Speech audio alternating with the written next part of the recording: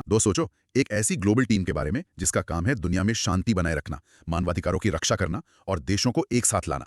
Hmm. Sounds like a superhero movie, right? पर ये real है और हम इसे यूनाइटेड नेशंस कहते हैं। लेकिन क्या ये 80 साल पुरानी संस्था आज भी रेलेवेंट है? इंटरेस्टिंग सवाल है। चलो पता लगाते हैं। आज हम यूएन और उसके जैसे दूसरे बड़े इंटरनेशनल ऑर्गेनाइजेशंस की दुनिया में एक गहरी छानबीन करेंगे। हम देखेंगे कि ये काम कैसे करते हैं, हाल ही में खबरों में क्यों है और भारत के लिए इनके क्या मायने हैं। बिल्कुल, आज के हमारे लर्निंग मैप में है। ओके। सबसे पहले यूनाइटेड नेशंस का पूरा ब्रेकडाउन, UN80 इनिशिएटिव से लेकर सिक्योरिटी काउंसिल और इकोसॉक तक। राइट। फिर हम UNHCR, यूनेस्को और UN पीस कीपिंग जैसे इंपॉर्टेंट बॉडीज के लेटेस्ट अपडेट्स देखेंगे। इसके बाद हम ICJ के लैंडमार्क क्लाइमेट चेंज रूलिंग को समझेंगे। फिर आएंगे global economic players, the IMF। Yes. और आखिर में हम SCO, WTO और G7 जैसे पावरफुल ग्रुप्स को डीकोड करेंगे। तो सीट बेल्ट लगा लो दोस्त। Topic name, United Nations, UN। Broad micro theme, the foundation of global governance. तो चलिए शुरू करते हैं बिल्कुल बेसिक से।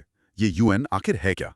सो बेसिकली यूएन 193 देशों का एक ग्लोबल क्लब है जो 1945 में बना था। Okay, a global club. हाँ, इसका मेन मकसद है इंटरनेशनल पीस एंड सिक्योरिटी बनाए रखना, देशों के बीच फ्रेंडली रिलेशंस डेवलप करना और सोशल प्रोग्रेस को प्रमोट करना। समझे? एक रियल लाइफ एग्जांपल से समझा सकते हैं? बिल्कुल। सोचो, तुम्हारे नेबरहुड में अलग अलग फैमिलीज हैं। यूएन एक RWA यानी रेजिडेंट वेलफेयर एसोसिएशन की तरह है। अच्छा, RWA। हाँ, जहाँ सब मिलकर कॉमन प्रॉब्लम्स जैसे सिक्योरिटी, क्लेanलीनेस और कम्युनिटी इवेंट्स पर डिसीजन लेते हैं। बस यूएन यही काम वर्ल्ड लेवल पर करता है। Perfect analogy. अब थोड़ा डिटेल्स में जाते हैं। जरूर। तो यूएन का फाउंडेशन सैन फ्रांसिस्को में 1945 में charter of the United Nation sign करके रखा गया था। इसका HQ न्यूयॉर्क में है। राइट, और इसका बैकग्राउंड? बैकग्राउंड बहुत इंपॉर्टेंट है। इसके चार्टर प्रिंसिपल जैसे international peace and security, sovereign equality, cooperation और ह्यूमन राइट्स इंटरनेशनल लॉ का बेस है। और ये याद रखना, इंडिया इसका फाउंडिंग मेंबर है। Oh wow, India was a founding member. Yes. Yeah. ये शुरू से ही इंडिया की ग्लोबल कमिटमेंट को दिखाता है। तो इसका कोर लॉजिक क्या है? ये RW स्ट्रक्चर्ड कैसे है? इसके 6 मेन ऑर्गन्स हैं, जैसे 6 डिपार्टमेंट्स। Okay, 6 departments. पहला है जनरल असेंबली या UNGA। ये यूएन की पार्लियामेंट है जहां सब 193 मेंबर्स का एक एक वोट है। एक कंट्री एक वोट, डेमोक्रेटिक। एग्जैक्टली। फिर है सबसे पावरफुल बॉडी, सिक्योरिटी काउंसिल या UNSC।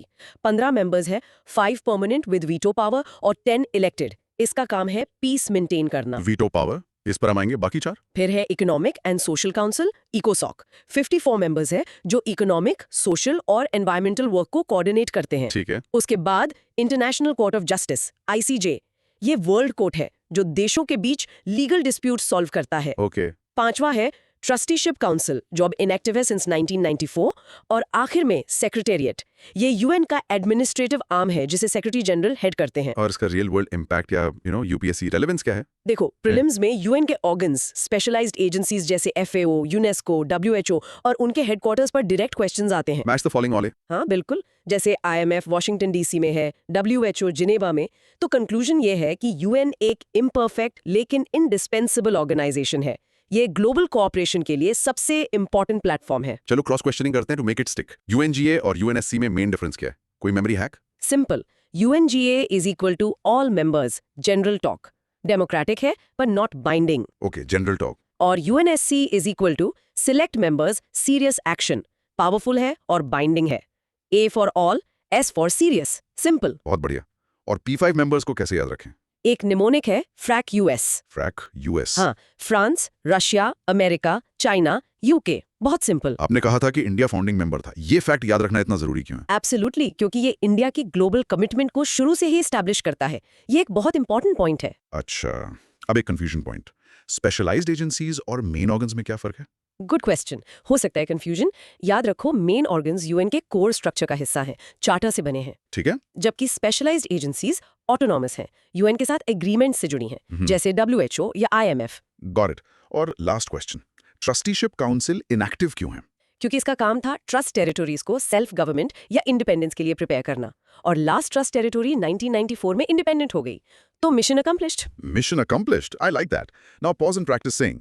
UN has 6 main organs and India is a founding member. In short, UN is the world's RWA with 6 main departments built on principles of peace and cooperation. Topic name, UN80 Initiative. Broad micro theme, reforming and rejuvenating the UN. Okay, तो UN 80 साल का हो रहा है, तो उसको एक makeover की जरूरत तो होगी। क्या UN80 इनिशिएटिव वही है? Exactly UN80 initiative basically UN का एक सेल्फ इम्प्रूवमेंट प्रोजेक्ट है। 2025 में यूएन की 80th एनिवर्सरी पर लॉन्च किया गया था। और इसका गोल है यूएन को ज्यादा एफिशिएंट, इम्पैक्टफुल और रेलेवेंट बनाना। कोई रियल लाइफ एग्जांपल? हाँ, जैसे तुम अपने 18th बर्थडे से पहले सोचते हो ना कि अब लाइफ में क्या चेंजेस लाने हैं, कैसे बेटर बनना है। हाँ, बिल्कुल। बस वही यूएन अपने 80th बर्थडे पर कर रहा है। तो ये अभी न्यूज में क्यों है? न्यूज में इसलिए है क्योंकि इस इनिशिएटिव के 3rd वर्क स्ट्रीम पर एक प्रोग्रेस रिपोर्ट आई है। अच्छा। सेक्रेटरी जनरल ने इसे मार्च 2025 में लॉन्च किया था, ऐसे टाइम में जब मल्टीलैटरलिज्म पर ट्रस्ट कम है और ग्लोबल नीड्स बहुत ज्यादा हैं। तो इसका कोर लॉजिक क्या है? कोई 3 स्टेप प्लान है? हाँ, इसके 3 मेन वर्क स्ट्रीम्स हैं। एक 3 स्टेप प्लान समझो। स्टेप 1 है एफिशिएंसी, मतलब यूएन के काम करने के तरीके में इंप्रूवमेंट्स और एफिशिएंसीज ढूंढना, basically cutting the red tape. ठीक है। स्टेप 2 है रिव्यू। मेंबर स्टेट से मिले मैंडेट्स या टास्क्स के इम्प्लीमेंटेशन को रिव्यू करना, यानी चेक करना कि जो काम दिया गया था वो हो रहा है या नहीं। और स्टेप 3 है रीस्ट्रक्चर। यूएन सिस्टम में पॉसिबल स्ट्रक्चरल चेंजेस और प्रोग्राम रीअलाइनमेंट्स को एग्जामिन करना, मतलब डिपार्टमेंट्स को मर्ज करना या नए बनाना। और इसे कोऑर्डिनेट कौन कर रहा है? इसे UN80 टास्क फोर्स कोऑर्डिनेट कर रही है, जिसे under secretary general for policy chair करते हैं। इसका यूपीएससी रेलेवेंस क्या है? यूपीएससी मेंस में यूएन रिफॉर्म्स पर क्वेश्चन आता है। वहां आप UN80 इनिशिएटिव को as a recent positive step mention कर सकते हैं। It shows that the UN is self aware of its shortcomings. सही है। कंक्लूजन ये है कि UN80 initiative is a critical internal effort to ensure the UN remains fit for purpose in the 21st century. Let's cross question. तो ये UN80 initiative, इसका main trigger क्या था? 2 मेन ट्रिगर्स थे। एक, the 80th anniversary milestone, right. और दूसरा, the growing feeling कि UN needs to adapt to new global challenges, जैसे pandemics, cyber threats and declining trust in global institutions. Okay, इसके 3 वर्क स्ट्रीम को याद कैसे रखें? सिंपल है, work better, check work, change work. Work better, check work, change work. Nice. हाँ, 1, identify efficiencies, 2, review mandates, 3, examine structural changes. Simple right? और इसको lead कौन कर रहा है? प्रीलिम्स के लिए इंपॉर्टेंट है। हाँ, it's coordinated by the UN80 task force. बस इतना याद रखना काफी है। पर एक सवाल है, क्या इससे एक्चुअल चेंज आएगा या ये सिर्फ एक रिपोर्ट बनकर रह जाएगा? That's the key question. Success member states की political will पर डिपेंड करती है, but it's a step in the right direction. इस इनिशिएटिव का मेन एम क्या है इन 1 line? To reaffirm the UN's relevance and improve efficiency. बस इतना ही। परफेक्ट। पॉज करके बोलो। The UN80 initiative is a 3-step plan to make the UN more efficient and relevant. In short, the UN80 initiative is the UN's own performance review to stay fit and effective for the future. Topic name: UN Security Council, UNSC. Broad micro theme: the epicenter of global power and politics. चलो अब बात करते हैं UN के सबसे powerful organ की, UNSC, the global security guard. हाँ, UNSC UN का सबसे पावरफुल ऑर्गन है। इसमें 15 मेंबर्स होते हैं। 15 मेंबर्स। हाँ, इनका काम है दुनिया में पीस एंड सिक्योरिटी मेंटेन करना, और सबसे इंपॉर्टेंट बात, इसके पास बाइंडिंग डिसीजंस लेने की पावर है। इसकी बात सबको माननी पड़ती है। एक एग्जांपल? बिल्कुल, अगर 2 देशों में जंग होने वाली हो तो UNSC वो पावरफुल अथॉरिटी है जो आकर कहती है रुक जाओ, और दोनों को नेगोशिएशन टेबल पर लाती है। तो ये अभी न्यूज में क्यों है? न्यूज में इसलिए है क्योंकि 5 नए नॉन परमानेंट मेंबर्स इलेक्ट हुए हैं: Bahrain, Colombia, DRC, Latvia and Liberia. अच्छा, और इसका बैकग्राउंड? ये 1945 में UN चार्टर के थ्रू एस्टैब्लिश हुआ। कॉम्पोजिशन इसका की है: 5 परमानेंट मेंबर्स यानी P5 जिनके पास वीटो पावर है, और 10 नॉन परमानेंट मेंबर्स जो UNGA 2 साल के टर्म के लिए इलेक्ट करती है। और यहाँ सबसे बड़ा मुद्दा रिफॉर्म्स का है, राइट? एग्जैक्टली, यही कॉर लॉजिक है। इसमें कई प्रपोजल्स हैं। एक है G4 नेशंस का प्रपोजल, यानी India, Brazil, Germany, Japan, they want permanent seats for themselves. G4 Nations, okay. फिर है अफ्रीकन पोजीशन, जिसे C10 रिप्रेजेंट करता है, वो भी रिफॉर्म चाहते हैं। और इनका ऑपोजिशन कौन कर रहा है? Opposition uniting for consensus group से आ रहा है, जिसे कॉफी क्लब भी कहते हैं। कॉफी क्लब, इंटरेस्टिंग नाम है। हाँ, वो नए परमानेंट सीट्स के अगेंस्ट है। वो सिर्फ नॉन परमानेंट सीट्स बढ़ाना चाहते हैं। तो रिफॉर्म में सबसे बड़ी रुकावट क्या है? Structural barriers. रिफॉर्म के लिए UN चार्टर में अमेंडमेंट चाहिए, जिसके लिए 2/3 जनरल असेंबली वोट एंड सभी P5 मेंबर्स का रैटिफिकेशन जरूरी है। यही सबसे बड़ी दीवार है। और इसका UPSC relevance? UNSC reforms mains GS paper 2 के लिए एक पेरेनियल हॉट टॉपिक है। आपको G4, कॉफी क्लब, C10 और अमेंडमेंट प्रोसेस सब पता होना चाहिए। और इंडिया का केस? इंडिया का case for a permanent seat बहुत इंपॉर्टेंट है। इंडिया 8 बार नॉन परमानेंट मेंबर रह चुका है, मोस्ट रिसेंटली 2021-22 में। So conclusion? कंक्लूजन ये है कि UNSC remains the world's premier body for peace, but its outdated structure reflects a 1945 reality, not a 2026 one. The reform debate is a struggle for a more equitable global order. Wow, UNSC का पूरा power game समझ आ गया। देखो दोस्त, जैसे हम ये complex global politics को आसान बना रहे हैं, आपसे एक छोटी सी रिक्वेस्ट है। अगर आपको ये डीप एनालिसिस पसंद आ रहा है तो प्लीज हमारे चैनल को सब्सक्राइब करें, नोटिफिकेशन बेल ऑन कर लें और लाइक जरूर करें। और कमेंट सेक्शन में बताइए, आपके हिसाब से क्या इंडिया को यूएनएससी में परमानेंट सीट मिलनी चाहिए? Your engagement really helps us. Notes के लिए आप मेंबरशिप भी ज्वाइन कर सकते हैं, और अगर कुछ एक्स्ट्रा स्पेशल लगा हो तो सुपर थैंक्स यूज करने का ऑप्शन भी है। चलो अब आगे बढ़ते हैं। तो ये वीटो पावर क्या चीज है? वीटो मतलब आई फॉरबिड। अगर P5 में से कोई एक मेंबर भी किसी रेजोल्यूशन के अगेंस्ट वोट कर दे तो वो रेजोल्यूशन पास नहीं हो सकता। चाहे बाकी 14 मेंबर्स एग्री क्यों ना करें। हाँ, चाहे बाकी 14 मेंबर्स एग्री क्यों ना करें। It's a super power. और नॉन परमानेंट मेंबर्स का डिस्ट्रीब्यूशन कैसे होता है? It's regional.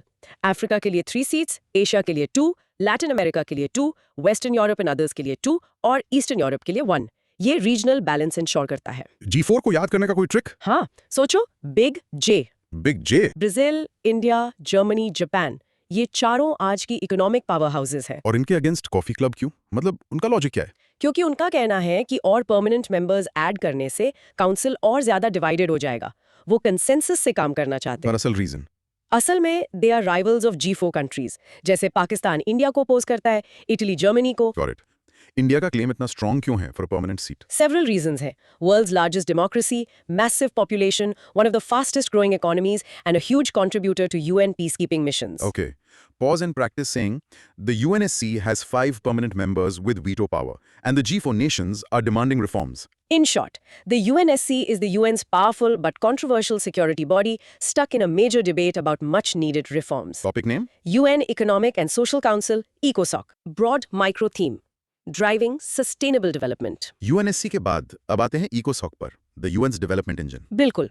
ECOSOC UN का वो ऑर्गन है जो सस्टेनेबल डेवलपमेंट के तीनों dimensions, economic, social and environmental पर फोकस करता है।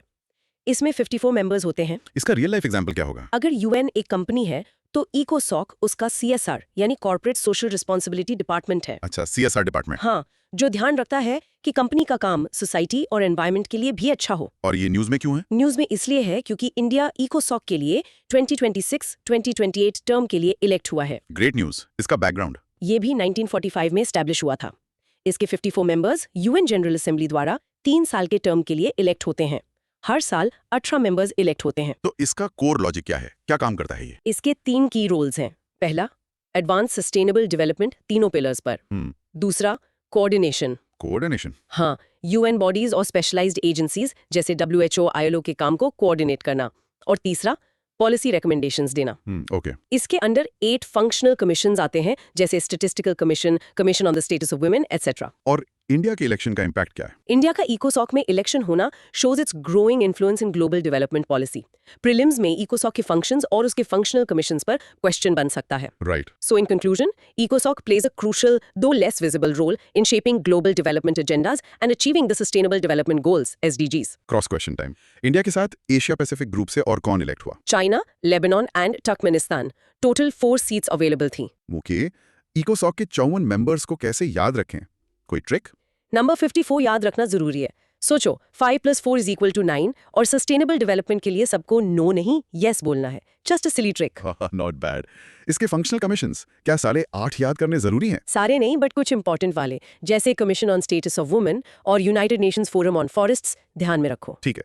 यूएनएससी और इकोसॉक के डिसीजन मेकिंग में क्या फर्क है? बड़ा फर्क है। UNSC के डिसीजंस बाइंडिंग होते हैं, लीगली बाइंडिंग। और इकोसॉक? ECOSOC पॉलिसी रिकमेंडेशंस देता है जो मोस्टली नॉन बाइंडिंग होते हैं। ECOSOC is about coordination, not command. इसकी मेंबरशिप भी रीजन बेस्ड है। इसका क्या मतलब है? मतलब seats are allocated to 5 geographic groups, Africa, Asia Pacific, etc., to ensure fair representation from all parts of the world. Got it. Pause करके बोलो। इंडिया इज इलेक्टेड टू इकोसॉक फॉर 2026-28. इकोसॉक coordinates sustainable development. In short, ECOSOC is the UN's central platform for discussing and coordinating economic, social, and environmental issues. Topic name? United Nations High Commissioner for Refugees, UNHCR. Broad micro theme? Protecting the forcibly displaced. Okay. Core organ से अब आते हैं specialised agencies पर। पहले UNHCR.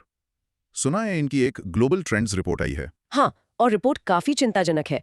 UNHCR का काम है उन लोगों के राइट्स को प्रोटेक्ट करना जो कॉन्फ्लिक्ट या वायलेंस की वजह से अपने घर छोड़ने पर मजबूर हैं। Real life example? सोचो, एक फैमिली जो वॉर टॉर्न कंट्री से भाग रही हैं, उनके पास कुछ नहीं है। यूएनएचसीआर आगे आकर उन्हें शेल्टर, फूड और लीगल प्रोटेक्शन प्रोवाइड करती है। बहुत इंपॉर्टेंट काम है। तो इस एजेंसी का बैकग्राउंड क्या है? यूएनएचसीआर 1950 में यूएनजीए द्वारा एस्टैब्लिश की गई थी। वर्ल्ड वॉर II के बाद इसका HQ जिनेवा, स्विट्जरलैंड में है और इसे 2 बार नोबेल पीस प्राइज मिल चुका है। वाह, 2 बार? हाँ, 1954 और 1981 में। तो इस क्राइसिस को मैनेज करने का कोर लॉजिक क्या है? देखो, यूएनएचसीआर की डायरेक्ट हेल्प के अलावा 2 मेजर ग्लोबल इनिशिएटिव्स हैं। एक है ग्लोबल कॉम्पैक्ट फॉर माइग्रेशन, जो 2018 में अडॉप्ट हुआ। ये क्या है? ये इंटरनेशनल माइग्रेशन पर पहला ग्लोबल अग्रीमेंट है, पर ये नॉन लीगली बाइंडिंग है। Okay, non binding. और दूसरा? दूसरा है global programme on force displacement या GPFD, जिसे वर्ल्ड बैंक ने शुरू किया। ये डिस्प्लेसमेंट को एक डेवलपमेंट चैलेंज की तरह देखता है। और इसका यूपीएससी रेलेवेंस? प्रीलिम्स में ग्लोबल कॉम्पैक्ट फॉर माइग्रेशन पर सवाल आ सकता है कि ये बाइंडिंग है या नहीं, और इंडिया का स्टैंस भी इंपॉर्टेंट है। हम 1951 रेफ्यूजी कन्वेंशन के सिग्नेटरी नहीं है। राइट। कंक्लूजन ये है कि यूएनएचसीआर एक क्रिटिकल लाइफलाइन है, पर इस क्राइसिस को सॉल्व करने के लिए पॉलिटिकल सॉल्यूशंस की जरूरत है। Cross question, India 1951 refugee convention का सिग्नेटरी क्यों नहीं है? क्योंकि इंडिया अपनी सॉवरेन फ्लेक्सिबिलिटी मेंटेन करना चाहता है। इससे इंडिया रेफ्यूजीज से अपने डोमेस्टिक लॉज के अकॉर्डिंग डील करता है on a case by case basis. Okay. एक कॉमन कंफ्यूजन है रिफ्यूजी और माइग्रेंट के बीच, क्या डिफरेंस है? सिंपल सा फर्क है। रेफ्यूजी वो है जिसे परसिक्यूशन या वॉर की वजह से फोर्स किया गया है अपना देश छोड़ने के लिए। और माइग्रेंट? माइग्रेंट वो है जो चूज करता है मूव करना, usually for better economic opportunities. Choice versus force. Got it. अब ये ग्लोबल कॉम्पैक्ट फॉर माइग्रेशन, ये लीगली बाइंडिंग है या नहीं? एक बार फिर कंफर्म कर दें। Definitely not. ये एक non legally binding cooperative framework है, एक ट्रीटी नहीं है। ठीक है। और जीपीएफडी वर्ल्ड बैंक का प्रोग्राम है, यूएन का नहीं। इसका क्या सिग्निफिकेंस है? इसका सिग्निफिकेंस ये है कि अब डिस्प्लेसमेंट को एक लॉन्ग टर्म डेवलपमेंट इशू माना जा रहा है। रेफ्यूजीज को सिर्फ कैंप्स नहीं, जॉब्स और एजुकेशन की भी जरूरत है। और यूएनएचसीआर को 2 नोबेल प्राइज मिलना, ये उनके काम की मॉरल अथॉरिटी और इंपॉर्टेंस को हाईलाइट करता है। उनके स्टाफ बहुत डेंजरस जगहों पर काम करते हैं। बिल्कुल। Pause and practice saying, the Global Compact for Migration is a non-binding framework, and UNHCR is the UN agency that protects refugees. In short, UNHCR protects forcibly displaced people, and global initiatives aim for a long-term response to this growing crisis. Topic name, UNESCO. Broad micro theme, Guardian of World Culture and Knowledge. चलो, अब बात करते हैं UNESCO की। और यहाँ एक बड़ी ड्रामेटिक न्यूज़ है। यूएस इससे पुल आउट कर रहा है। हाँ, ये एक मेजर डेवलपमेंट है। RWA एनालॉजी यूज करें तो जैसे एक बहुत इन्फ्लुएंशियल फैमिली नेबरहुड की कल्चरल कमिटी से रिजाइन कर दे। हाँ, सही है। तो यूएस ने रीजंस क्या दिए हैं? यूएस ने कहा है कि agency woke and divisive causes को सपोर्ट करती है और एंटी इजराइल बायस रखती है। और इसका बैकग्राउंड, क्या ये पहली बार हो रहा है? नहीं, एक्चुअली ये तीसरी बार है जब यूएस ने यूनेस्को से एग्जिट किया है। तीसरा बार? हाँ, ये तब हो रहा है जब यूनेस्को ने अपने पहले अरब लीडर को एज डायरेक्टर जनरल नॉमिनेट किया है। तो यूनेस्को का कोर लॉजिक क्या है? What does it do? UNESCO का फुल फॉर्म है United Nations educational, scientific and cultural organisation. इसका काम है इन फील्ड्स में कोऑपरेशन से पीस प्रमोट करना। ये पेरिस में बेस्ड है। इसके कुछ फेमस इनिशिएटिव्स? बिल्कुल, वर्ल्ड हेरिटेज साइट्स डेजिग्नेट करना, हर साल global education monitoring report publish करना और man in the biosphere program run करना। और यूएस के जाने का इम्पैक्ट क्या होगा? एग्जाम के लिए क्या इंपॉर्टेंट है? फाइनेंशियल इम्प्लीकेशंस बहुत बड़े हैं। यूएस सबसे बड़े फंडर्स में से एक था। राइट। एग्जाम के लिए यूनेस्को की रिपोर्ट्स और प्रोग्राम्स जैसे वर्ल्ड हेरिटेज साइट्स बहुत इंपॉर्टेंट है। राइट। कंक्लूजन ये है कि ये कंट्रोवर्सी दिखाती है कि कैसे कल्चर और साइंस पर फोकस्ड बॉडीज भी हेवीली पॉलिटिसाइज्ड हो सकती हैं। Cross question time.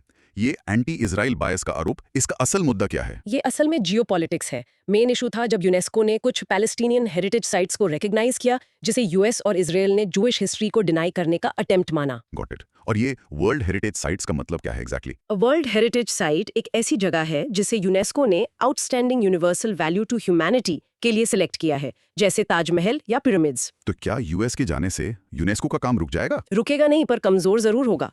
US UNESCO के बजट का लगभग 22% प्रोवाइड करता था। इससे उनके प्रोग्राम स्केल बैक होंगे। ठीक है। और ग्लोबल एजुकेशन मॉनिटरिंग रिपोर्ट इतनी इंपॉर्टेंट क्यों है? क्योंकि ये एजुकेशन पर एक ग्लोबल रिपोर्ट कार्ड है। ये SDGs के एजुकेशन टारगेट्स को ट्रैक करती है। इसके डेटा से पूरी दुनिया में एजुकेशन पॉलिसी बनती है। और ये फैक्ट कि यूएस तीसरी बार छोड़ रहा है, ये क्या बताता है? ये बताता है कि यूएस का मल्टीलैटरल सिस्टम के साथ एंगेजमेंट कांस्टेंट नहीं है। जब उन्हें लगता है कि ऑर्गेनाइजेशन उनके फॉरेन पॉलिसी इंटरेस्ट्स के खिलाफ जा रही है, वो छोड़ देते हैं। Okay, pause in practice saying UNESCO protects World Heritage Sites and publishes the Global Education Monitoring Report, but its work is impacted by geopolitical tensions.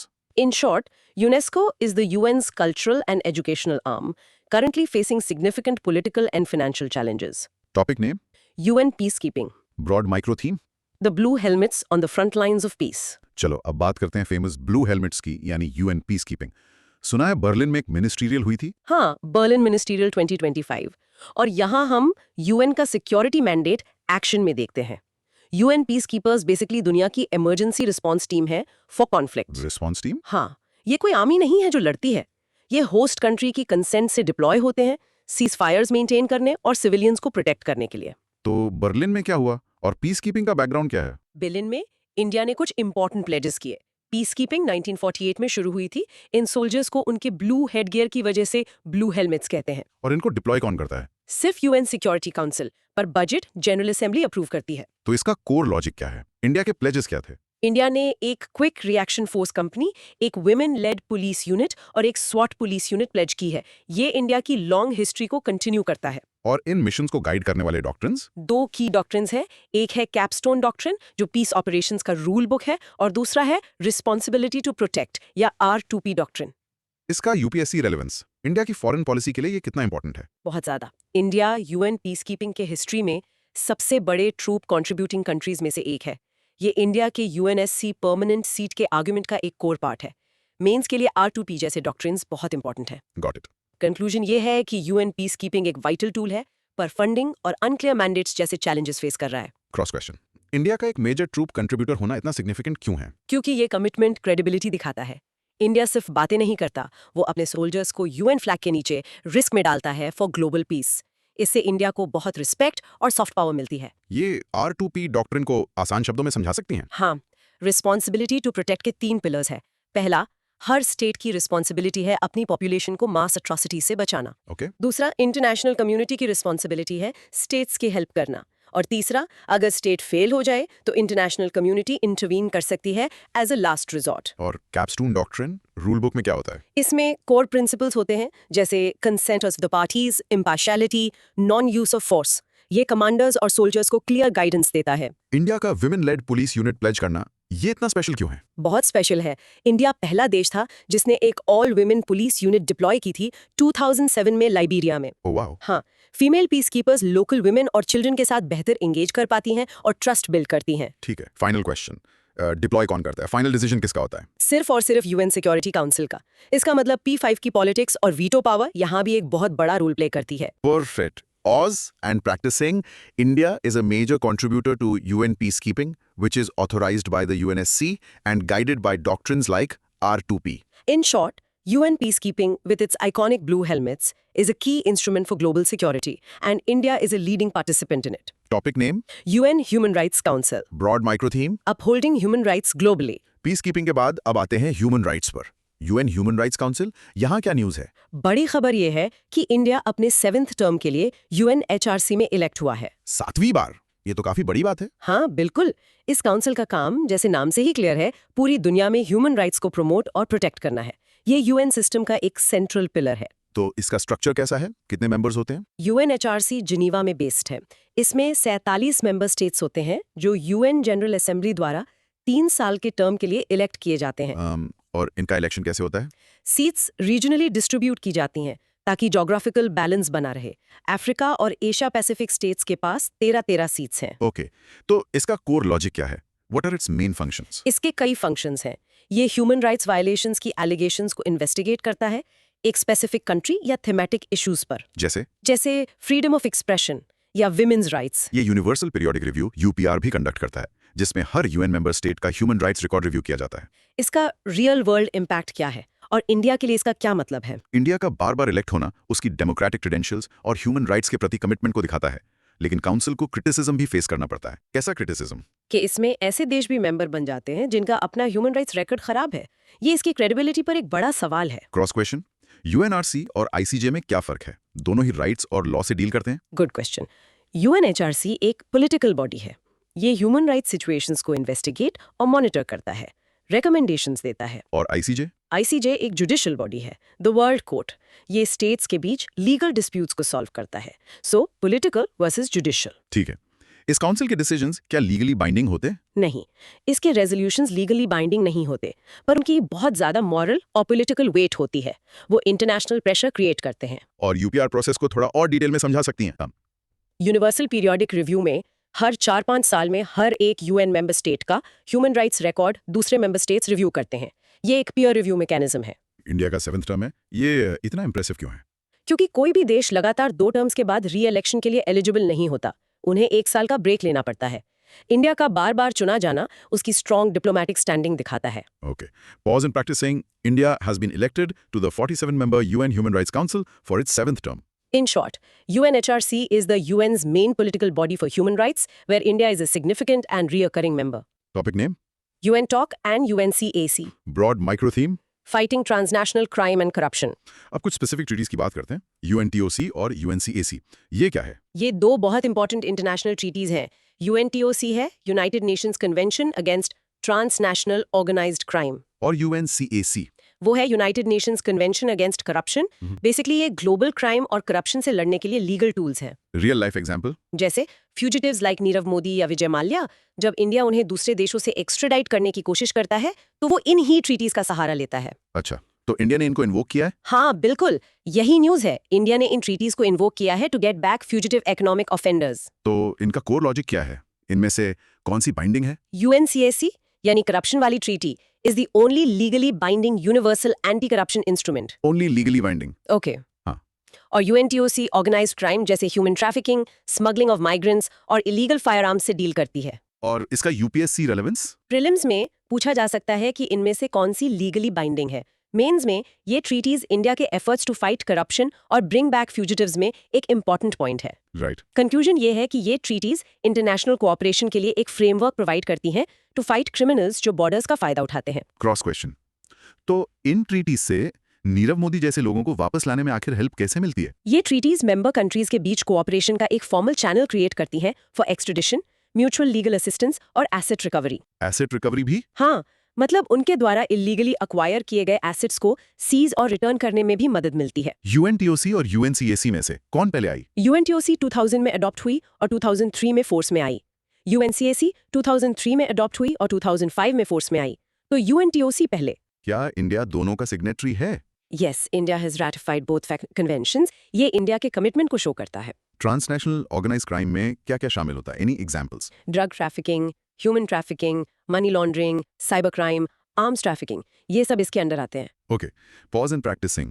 UNCAC is the only legally binding universal anti-corruption treaty used by India for extradition. In short, UNTOC and UNCAC are key international treaties that help countries cooperate to fight cross-border crime and corruption. Topic name: UN Reports Initiatives Table. Broad micro theme: a quick scan of key UN initiatives. अब एक quick rapid fire round करते हैं कुछ important UN committees और reports पर। मैं नाम लूंगा, आप एक लाइन में बताएं वो क्या है। चलो करते हैं। ओके, पहला 1267 sanctions committee. Basically, the UN's blacklist for terrorists, जैसे ISIS और अल-कायदा से जुड़े लोगों और ग्रुप्स पर सैंक्शंस लगाती है। Clear. Next, world investment report कौन पब्लिश करता है? UNCTAD, United Nations Conference on Trade and Development। ये global foreign direct investment trends को ट्रैक करती है। ठीक है। Global Environment outlook report. ये UNEP यानी यूनाइटेड नेशंस एनवायरनमेंट प्रोग्राम की फ्लैगशिप रिपोर्ट है। ये प्लैनेट के एनवायरनमेंट की हेल्थ का असेसमेंट करती है। Okay. The State of the World's Children report. ये यूनिसेफ की रिपोर्ट है, बच्चों से जुड़े क्रिटिकल इश्यूज पर फोकस करती है। और लास्ट, वर्ल्ड इकोनॉमिक आउटलुक। ये IMF इंटरनेशनल मॉनेटरी फंड साल में 2 बार पब्लिश करता है। ये ग्लोबल इकोनॉमी का हेल्थ चेकअप है। Great.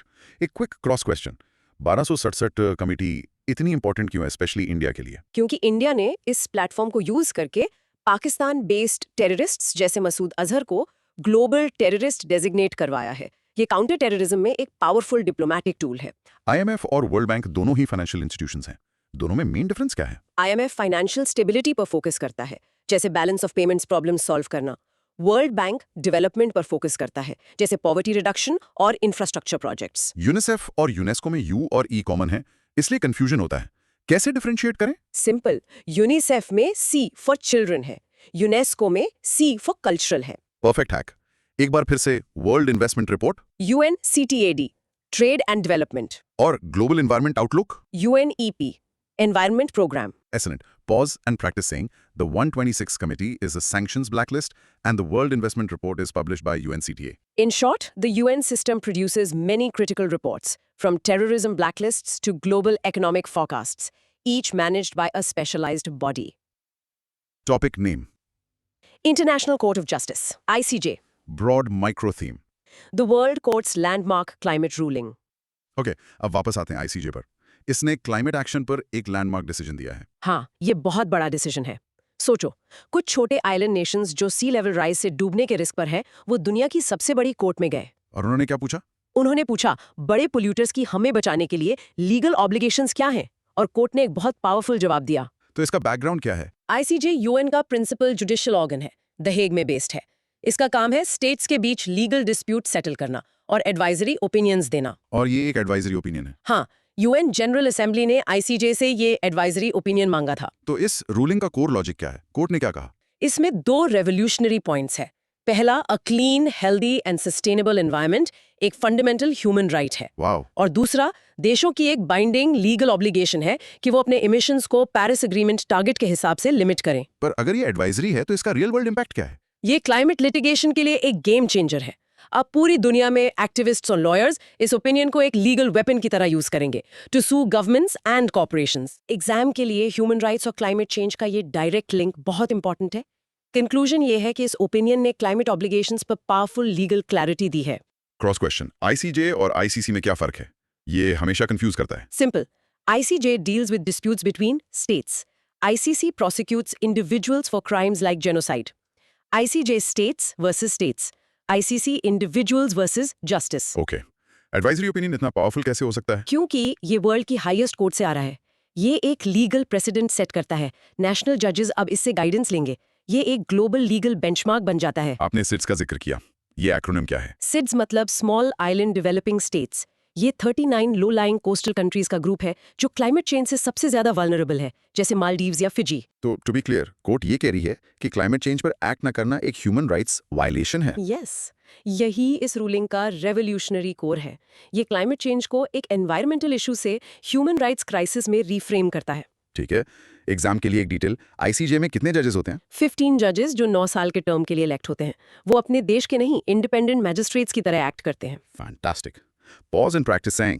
The ICJ's advisory opinion links climate action to a state's human rights obligations. In short, the ICJ has issued a powerful advisory opinion that provides a strong new legal foundation for climate action and justice globally. Topic name? International Monetary Fund, IMF. Broad micro theme? The Global Economic Stabilizer. UN system से बातें एक और powerful global player पर, IMF. यहाँ क्या चल रहा है? IMF में इंडिया ने पाकिस्तान को मिलने वाले लोन्स पर एक अहम चिंता जताई है। अच्छा। हाँ, IMF का काम है ग्लोबल मॉनेटरी कॉर्पोरेशन को फोस्टर करना, फाइनेंशियल स्टेबिलिटी सिक्योर करना और बेसिकली ग्लोबल इकोनॉमी का फायर वार्डन बनना।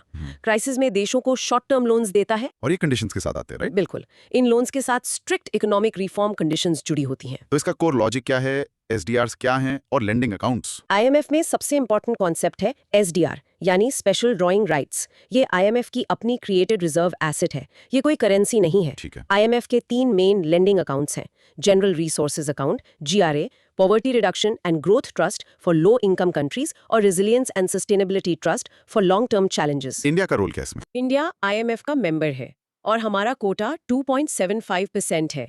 हमारा वोटिंग शेयर भी इसी कोटा पर बेस्ड है। राइट। कंक्लूजन ये है कि IMF ग्लोबल फाइनेंशियल सिस्टम का एक अहम पिलर है, पर उसके लोन कंडीशंस और गवर्नेंस स्ट्रक्चर पर हमेशा डिबेट चलती रहती है। क्रॉस क्वेश्चन, SDR अगर करेंसी नहीं है तो आखिर ये है क्या? इसे पेपर गोल्ड भी कहते हैं। ये एक पोटेंशियल क्लेम है on the freely usable currencies of IMF members. Basically ये मेंबर कंट्रीज के रिजर्व्स को सप्लीमेंट करता है। इंडिया का कोटा 2.75% है, ये अहम क्यों है? कोटा 3 चीजें डिसाइड करता है। 1, आपका फाइनेंशियल कंट्रीब्यूशन, 2, आपका वोटिंग पावर और 3, आप कितना पैसा बोरो कर सकते हैं। तो 2.75% is a significant number. IMF अपने लोन्स पर कंडीशंस क्यों लगाता है? ताकि ये इंश्योर हो सके कि बोरोइंग कंट्री अपनी इकोनॉमिक प्रॉब्लम्स को ठीक करेगी और लोन वापस चुका पाएगी। इन्हें कंडीशनैलिटीज कहते हैं। IMF और वर्ल्ड बैंक दोनों वॉशिंगटन DC में हैं। इन्हें ब्रेटन वुड्स ट्विंस क्यों कहते हैं? क्योंकि दोनों 1944 में ब्रेटन वुड्स कॉन्फ्रेंस में क्रिएट हुए थे। IMF शॉर्ट टर्म स्टेबिलिटी के लिए है, world bank long term development के लिए। इंडिया की पाकिस्तान को लोन देने पर चिंता का आधार क्या है? आमतौर पर ऐसी चिंताओं का आधार ये होता है कि लोन का पैसा आतंकवाद को फंड करने या मिलिट्री बिल्डअप के लिए मिसयूज ना हो, बजाय इकोनॉमिक स्टेबिलिटी के। Okay. Pause and practice saying SDR is the IMF's reserve asset, not a currency, and India's quota is 2.75%. In short, the IMF is the world's financial firefighter, providing conditional loans to stabilize economies, with India being a key member. Topic name: Shanghai Cooperation Organization, SCO. Broad micro theme: the Eurasian Political and Security Bloc. चलो अब एक regional power house की बात करते हैं। SCO सुना है, Tianjin में एक समिट हुई थी। हाँ, Tianjin Summit. SCO बेसिकली एक यूरेशियन पॉलिटिकल, इकोनॉमिक और सिक्योरिटी अलायंस है। इसे नेटो ऑफ द ईस्ट भी कहा जाता है, पर ये एक मिलिट्री अलायंस नहीं है। तो इसका पर्पस क्या है? इसका main focus regional security issues, terrorism से लड़ना और इकोनॉमिक कोऑपरेशन पर है। और इसके मेंबर्स कौन हैं? इसके 8 मेंबर स्टेट्स हैं, जिसमें चाइना, रशिया और इंडिया सबसे बड़े प्लेयर्स हैं। इसका HQ बीजिंग में है। तो तियानजिन समिट के आउटकम्स क्या थे? कुछ की आउटकम्स थे: एक एंटी ड्रग सेंटर एस्टैब्लिश करने का डिसीजन, ओके। और चाइना के बेडो नेविगेशन सिस्टम की यूज को प्रमोट करना।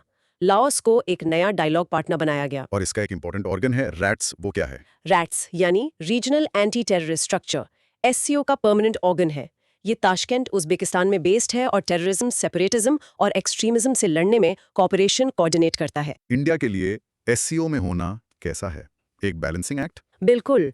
SCO को एक एंटी वेस्ट ब्लॉक की तरह देखा जाता है। इंडिया इसमें रहते हुए वेस्ट, खासकर क्वाड के साथ अपने रिलेशंस को भी बैलेंस करता है।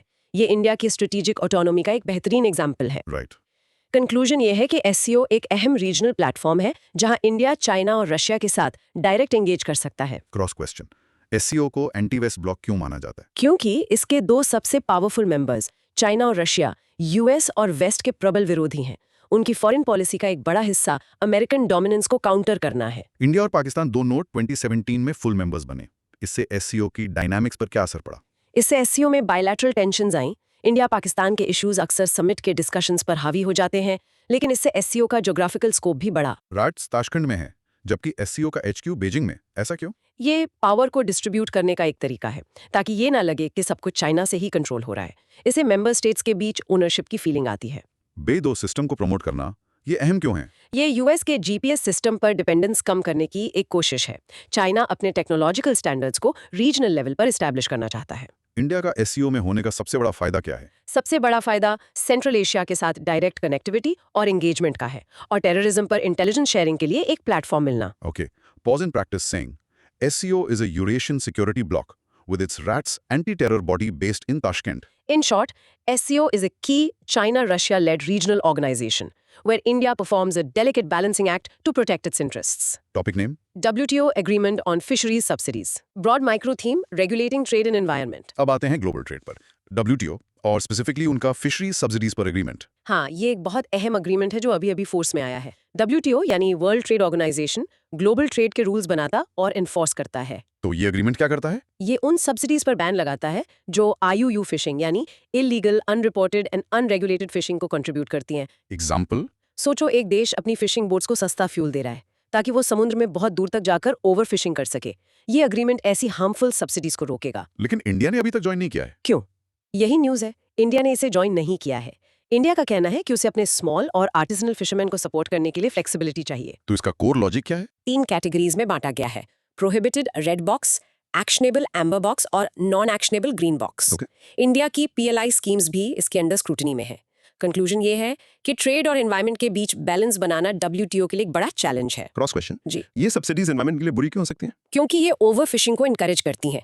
अगर फिशिंग प्रॉफिटेबल नहीं भी हो, सब्सिडीज की वजह से कंपनीज फिशिंग करती रहती हैं। इससे फिश स्टॉक्स खत्म हो जाते हैं। ठीक है, प्रोहिबिटेड और एक्शनेबल सब्सिडीज में क्या फर्क है? प्रोहिबिटेड सब्सिडीज वो हैं जो सीधे सीधे एक्सपोर्ट से जुड़ी हैं या डोमेस्टिक गुड्स को प्रेफरेंस देती हैं। ये कंप्लीटली बैंड है। और एक्शनेबल?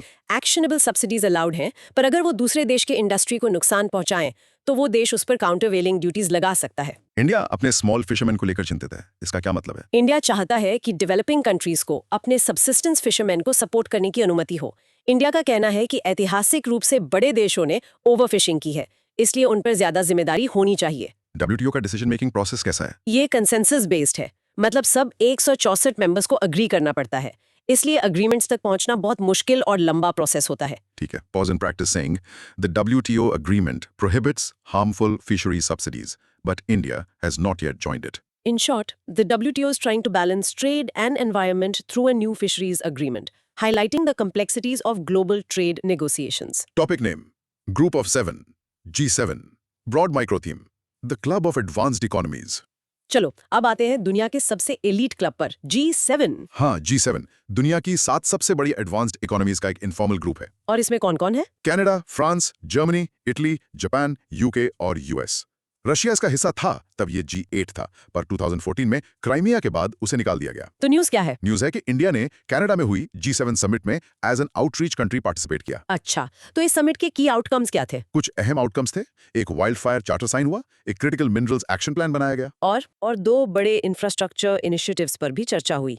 PJII यानी partnership for global infrastructure and investment, और IMEC यानी India middle east Europe economic corridor. ये दोनों इनिशिएटिव्स चाइना के बेल्ट एंड रोड इनिशिएटिव को काउंटर करने के लिए, राइट? एग्जैक्टली ये G7 का चाइना को काउंटर करने का स्ट्रेटेजिक मूव है। कंक्लूजन ये है कि G7 अब सिर्फ इकोनॉमिक इश्यूज पर नहीं बल्कि जियोपॉलिटिक्स पर भी फोकस कर रहा है और इंडिया जैसी कंट्रीज को पार्टनर बना रहा है। क्रॉस क्वेश्चन, G7 और G20 में क्या फर्क है? G7 सिर्फ एडवांस्ड इकोनॉमीज का छोटा एलीट क्लब है। G20 एक बड़ा प्लेटफॉर्म है जिसमें G7 के अलावा इमर्जिंग इकोनॉमीज जैसे इंडिया, चाइना, ब्राजील भी शामिल हैं। G20 को ज्यादा रिप्रेजेंटेटिव माना जाता है। G7 को elite club of rich countries क्यों कहते हैं? इसका क्रिटिसिज्म क्या है? क्योंकि इसमें दुनिया की सबसे बड़ी डेवलपिंग कंट्रीज का कोई रिप्रेजेंटेशन नहीं है। क्रिटिक्स कहते हैं कि ये ग्लोबल गवर्नेंस में एक पुरानी वेस्टर्न डोमिनेटेड सोच को रिप्रेजेंट करता है। PGII और IMEC ये क्या हैं इन सिंपल टर्म्स? ये दोनों इंफ्रास्ट्रक्चर प्रोजेक्ट्स हैं। इनका मकसद डेवलपिंग कंट्रीज में क्वालिटी इंफ्रास्ट्रक्चर बिल्ड करना है ताकि उन्हें चाइना के BRI का ऑल्टरनेटिव मिल सके। इंडिया को एज एन आउटरीच कंट्री बुलाने का क्या मतलब है? इसका मतलब है कि G7 मानता है कि इंडिया एक अहम ग्लोबल प्लेयर है और उसके बिना ग्लोबल चैलेंजेस पर चर्चा अधूरी है। ये इंडिया के बढ़ते स्टैचर का प्रतीक है। क्रिटिकल मिनरल्स एक्शन प्लान, ये क्रिटिकल मिनरल्स क्या होते हैं? ये वो मिनरल्स हैं जो मॉडर्न टेक्नोलॉजी के लिए बहुत जरूरी हैं, जैसे लिथियम फॉर बैटरीज, कोबाल्ट, निकल। इनकी सप्लाई चेन पर अभी चाइना का डोमिनेंस है। Okay, pause in practicing. India participated in the G7 summit as an outreach country, discussing initiatives like PGII and IMEC. In short, the G7 is a club of advanced economies tackling global challenges, increasingly partnering with key emerging powers like India. Phew, what a journey, दोस्त। हमने United Nations के दिल में झांक कर देखा, उसके अलग-अलग ऑर्गन्स को समझा और फिर ग्लोबल स्टेज के दूसरे बड़े प्लेयर्स जैसे IMF, WTO, SCO और G7 के लेटेस्ट मूव्स को ट्रैक किया। Exactly. आज हमने देखा कि ब्रॉड माइक्रो थीम था international organisations in the news, और समरी ये है। हाँ। पहला, UN अपनी 80th एनिवर्सरी पर UN80 इनिशिएटिव के थ्रू खुद को रिफॉर्म करने की कोशिश कर रहा है, जबकि इसका सबसे पावरफुल ऑर्गन UNSC रिफॉर्म के लिए स्ट्रगल कर रहा है। बिल्कुल। दूसरा, इंडिया ग्लोबल प्लेटफॉर्म्स पर अपनी प्रेजेंस बढ़ा रहा है, चाहे वो इकोसॉक हो या ह्यूमन राइट्स काउंसिल में इलेक्शन जीतना हो। राइट। तीसरा, क्लाइमेट चेंज, ग्लोबल फाइनेंस और ट्रेड रूल्स जैसे क्रिटिकल इश्यूज इन्हीं इंटरनेशनल बॉडीज में शेप हो रहे हैं। और आखिर में रीजनल पावर्स जैसे SCO और एस्टैब्लिश्ड पावर्स जैसे G7 दोनों ही ग्लोबल गवर्नेंस में अपना इन्फ्लुएंस बढ़ाने की कोशिश कर रहे हैं। बिल्कुल। और ये सब जानने के बाद एक सवाल मन में आता है। हमने देखा कि हर ऑर्गेनाइजेशन का एक अच्छा उद्देश्य है, पीस, डेवलपमेंट, कोऑपरेशन, लेकिन फिर भी ग्लोबल चैलेंजेस बढ़ते ही जा रहे हैं। अहम सवाल है। तो सोचने वाली बात यह है, क्या इन ऑर्गेनाइजेशंस को एक रेडिकल रीडिजाइन की जरूरत है या फिर प्रॉब्लम असल में इनके मेंबर कंट्रीज की पॉलिटिकल विल में है? थोड़ा सोच लो इस पर। अगली बार मिलेंगे एक और गहरी छानबीन के साथ। Keep learning. सोचो, दुनिया एक बहुत बड़ी क्लास है और इसमें अलग-अलग स्टूडेंट्स के ग्रुप्स बने हुए हैं। कुछ पुराने पावरफुल ग्रुप्स हैं जैसे G7 और कुछ नए एनर्जेटिक ग्रुप्स हैं जैसे ब्रिक्स। राइट। आज हम इन्हीं ग्लोबल ग्रुप्स की दुनिया में एक जबरदस्त टूर पर चलेंगे। बिल्कुल। आज की हमारी चर्चा में हम ब्रिक्स के नए रियो डिक्लेरेशन से शुरू करेंगे, फिर न्यू डेवलपमेंट बैंक की डिटेल्स में जाएंगे। ओके। उसके बाद हम बिम्स्टेक और आसियान के साथ इंडिया के बढ़ते रिश्तों को समझेंगे। और फिर क्वाड, इकोवॉस और नेटो जैसे स्ट्रेटेजिक ग्रुप्स को देखेंगे। और अंत में IAEA, ICC और ILO जैसी ग्लोबल इंस्टीट्यूशंस के लेटेस्ट अपडेट्स पर भी नजर डालेंगे। तो बेसिकली ग्लोबल स्टेज पर क्या चल रहा है उसका पूरा blueprint. Exactly. Let's unpack this. ठीक है, तो सबसे पहले topic 1, BRICS Rio de Janeiro declaration. Broad micro theme, Global South cooperation का एक नया अध्याय। हाँ, चलो इस पे बात करते हैं। The 17th BRICS summit Rio declaration. तो इसकी शॉर्ट डेफिनेशन क्या होगी, मतलब आम भाषा में? बेसिकली ब्रिक्स देशों के लीडर्स ने रियो डी जेनेरो में मिलकर एक डिक्लेरेशन साइन किया जिसका टाइटल था strengthening global South cooperation for more inclusive and sustainable governance. काफी लंबा टाइटल है। हाँ, पर इसका मतलब सिंपल है। ये दिखाता है कि ये ग्रुप अब और ज्यादा इंक्लूसिव और एक्शन ओरिएंटेड हो रहा है। कोई रियल लाइफ एग्जाम्पल? इसे कैसे समझे? ये बिल्कुल वैसे ही है जैसे आपकी स्कूल प्रोजेक्ट टीम में कुछ नए ब्रिलियंट मेंबर्स ज्वाइन कर लें, जिससे टीम का स्कोप और एम्बिशन दोनों बढ़ जाएं। राइट। ब्रिक्स के साथ भी मतलब अब यही हो रहा है। ओके, तो कंटेंट डिस्कशन पे आते हैं। इंट्रोडक्शन, ये 17th ब्रिक्स समिट की बात है, ठीक? हाँ। और ये खास इसलिए थी क्योंकि पहली बार 11 फुल मेंबर्स, 10 पार्टनर कंट्रीज और 8 इनवाइटेड नेशंस एक साथ आए। एकदम ग्रैंड इवेंट था। समझे? समझ गए। इसका बैकग्राउंड क्या है, मतलब ये इतनी इंपॉर्टेंट क्यों है? ये समिट इसलिए इंपॉर्टेंट है क्योंकि ये ब्रिक्स के एक्सपेंशन को दिखाती है। हाँ। ये अब सिर्फ 5 देशों का ग्रुप नहीं रहा, एक बड़ी जियोपॉलिटिकल स्टेटमेंट ही है। ओके, तो इसके कोर लॉजिक यानी की हाइलाइट्स क्या थे? सबसे पहले new members and partners. Indonesia नया फुल मेंबर बना, वियतनाम नया पार्टनर कंट्री बना। ओ, इंडोनेशिया, इंटरेस्टिंग। हाँ, और कजान समिट 2024 में जो पार्टनर कंट्रीज ऐड हुए थे उनकी लिस्ट है। Belarus, Bolivia, Kazakhstan, Cuba, Nigeria, Malaysia, Thailand, Uganda and Uzbekistan. वाह, काफी लंबी लिस्ट है। बिल्कुल। सेकंड हाईलाइट था partnership for elimination of socially determined diseases यानी एसडीडीज। एसडीडीज। हाँ, इनको खत्म करने के लिए एक पार्टनरशिप लॉन्च हुई, हम्म। जिसके 5 कोर प्रिंसिपल्स हैं: resilient health systems, whole of society action, R&D and tech transfer, sustainable financing and global alignment. काफी कॉम्प्रिहेंसिव लग रहा है। बहुत। तीसरा हाईलाइट था AI governance. Global governance of AI पर एक लीडर्स डिक्लेरेशन अडॉप्ट किया गया। अच्छा। इसका बेसिस क्या था? ये डिजिटल सॉवरेंटी और यूएन सेंटर्ड मल्टीलैटरलिज्म पर बेस्ड है। बेसिकली डेटा पर देश का कंट्रोल। Got it. और कुछ? हाँ, क्लाइमेट फाइनेंस। क्लाइमेट एक्शन के लिए रिसोर्सेज मोबिलाइज करने का 5 ईयर रोड मैप बनाया गया। इसमें ट्रॉपिकल फॉरेस्ट फॉरएवर फंड यानी TFF को रिकॉग्नाइज किया गया। TFF, ये पहले सुना है। हाँ, इसका um USD 4 billion annually mobilise करना है। याद रखना, ये COP28 में लॉन्च हुआ था। और land restoration. 15th BRICS agriculture meet में BRICS land restoration partnership launch हुई। ओके। और आखिरी, labour and employment. Ministers meeting 2025 में AI and the future of work और climate change impacts on work पर डिक्लेरेशन अडॉप्ट हुआ। ILO ने इसे सपोर्ट किया। तो इसका रियल वर्ल्ड इम्पैक्ट क्या है और UPSC CSE प्रीलिम्स के लिए क्या रेलेवेंट है? देखो, ये एक्सपेंशन ग्लोबल साउथ की आवाज को मजबूत करता है। प्रीलिम्स में नए मेंबर्स जैसे इंडोनेशिया और पार्टनर कंट्रीज जैसे वियतनाम पर डायरेक्ट क्वेश्चन आ सकता है। TFEF या AI डिक्लेरेशन जैसी इनिशिएटिव्स के फीचर्स पूछे जा सकते हैं। और कंक्लूजन? कंक्लूजन ये है कि ब्रिक्स अब सिर्फ एक इकोनॉमिक ब्लॉक नहीं, बल्कि एक कॉम्प्रिहेंसिव जियोपॉलिटिकल फोरम बन रहा है जो ग्लोबल इश्यूज पर एक्टिवली एंगेज कर रहा है। ठीक है, चलो अब थोड़ा क्रॉस क्वेश्चनिंग करते हैं। पहला सवाल, इंडोनेशिया का ब्रिक्स में शामिल होना इतना स्पेशल क्यों है? क्योंकि Indonesia is the first south East Asian member of BRICS. ये ब्रिक्स के जियोग्राफिकल रीच को एक्सपैंड करता है। कोई मेमोरी हैक? हाँ, इंडोनेशिया इन मतलब ब्रिक्स में इन होने वाला पहला साउथ ईस्ट एशियन देश। सिंपल है। ठीक है, दूसरा सवाल, इतने सारे पार्टनर कंट्रीज हैं कजान समिट से, कैसे याद रखें? It's a long list. चलो एक मेमोनिक बनाते हैं, थोड़ा फनी है पर काम करेगा। ओके, बताओ। बूबा की कार में टीवी नहीं चलता। ओके, इसको डिकोड करो। B Belarus, U Uzbekistan, B Bolivia, B Belarus. Oops, एक B एक्स्ट्रा हो गया। Let's try again. Belarus, Uzbekistan, Bolivia, Kazakhstan, Cuba, Malaysia, Thailand, Vietnam, Nigeria. तो मेमोनिक को थोड़ा ठीक करना पड़ेगा। बूबाका की कार में टीवी नहीं। चलो, काम चल जाएगा। ठीक है, तीसरा, TFF का पूरा नाम और एम क्या था, फिर से बताओ। Tropical Forest Forever fund.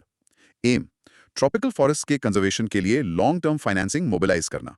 COP28 में लॉन्च हुआ, बहुत इंपॉर्टेंट है, याद रखना। Okay, noted.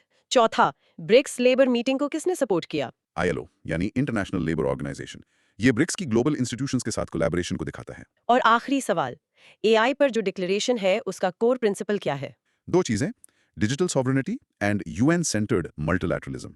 बेसिकली हर देश का अपने डेटा पर कंट्रोल हो और सब UN के फ्रेमवर्क में काम करें। परफेक्ट। अब प्रैक्टिस क्यों? Now pause and practice saying, BRICS new member is Indonesia, and a key initiative is the Tropical Forest Forever Fund. और mini recap? In short, Rio declaration के जरिए ब्रिक्स ने एक्सपैंड किया और हेल्थ, AI, क्लाइमेट और labour जैसे critical issues पर concrete steps लिए। ठीक है, अब अगले टॉपिक पर चलते हैं। टॉपिक 2, ब्रिक्स का फाउंडेशन और उसके initiatives. Broad micro theme? BRICS का कोर स्ट्रक्चर और उसके पिलर्स। हाँ, चलो इसके बेसिक्स और की इनिशिएटिव्स देखते हैं। शॉर्ट डेफिनेशन क्या होगी इसकी? ये ग्रुप ओरिजिनली 4 देशों यानी ब्रिक का था, जिसका idea British economist Jim O'Neill ने 2001 में दिया था। अब ये एक मेजर इकोनॉमिक और पॉलिटिकल ब्लॉक बन गया है। Real life example? Imagine a group of friends who started as a small study group और अब वो कॉलेज का सबसे बड़ा फेस्ट ऑर्गेनाइज करते हैं। Wow, that's the journey of BRICS. ठीक है, कंटेंट डिस्कशन, इसका इंट्रोडक्शन। देखो, ब्रिक्स टर्म 2001 में कॉइन हुआ और 2006 में फॉर्मलाइज हुआ। Here's where it gets really interesting. इसका बैकग्राउंड? पहला ब्रिक्स समिट 2009 में रशिया में हुआ। साउथ अफ्रीका बाद में 2010 में ज्वाइन हुआ, तभी ये ब्रिक्स बना। ओके, तो इसके कोर लॉजिक में मेंबर्स कौन-कौन है अब? सऊदी अरेबिया, मैंने सुना था वो भी ज्वाइन कर रहा है। अच्छा पॉइंट है। नोट, सऊदी अरेबिया ने अभी तक फॉर्मल डिसीजन नहीं लिया है, सो फॉर नाउ वो मेंबर नहीं है। ओके, और इसका कोई HQ है, सेक्रेटेरिएट? नहीं, इसका कोई परमानेंट सेक्रेटेरिएट या ऑफिस नहीं है। ये एक इंपॉर्टेंट पॉइंट है। इंटरेस्टिंग। तो इसके मेन इनिशिएटिव्स क्या है? सबसे बड़ा है न्यू डेवलपमेंट बैंक या NDB, HQ शंघाई चाइना में। इसका काम ब्रिक्स और दूसरी इमर्जिंग इकोनॉमीज में इंफ्रास्ट्रक्चर प्रोजेक्ट्स को फंड करना है। सब मेंबर्स की इक्वल वोटिंग पावर है। इक्वल वोटिंग पावर, हम इस पर आएंगे। और दूसरा है कॉन्टिंजेंट रिजर्व अरेंजमेंट या CRA।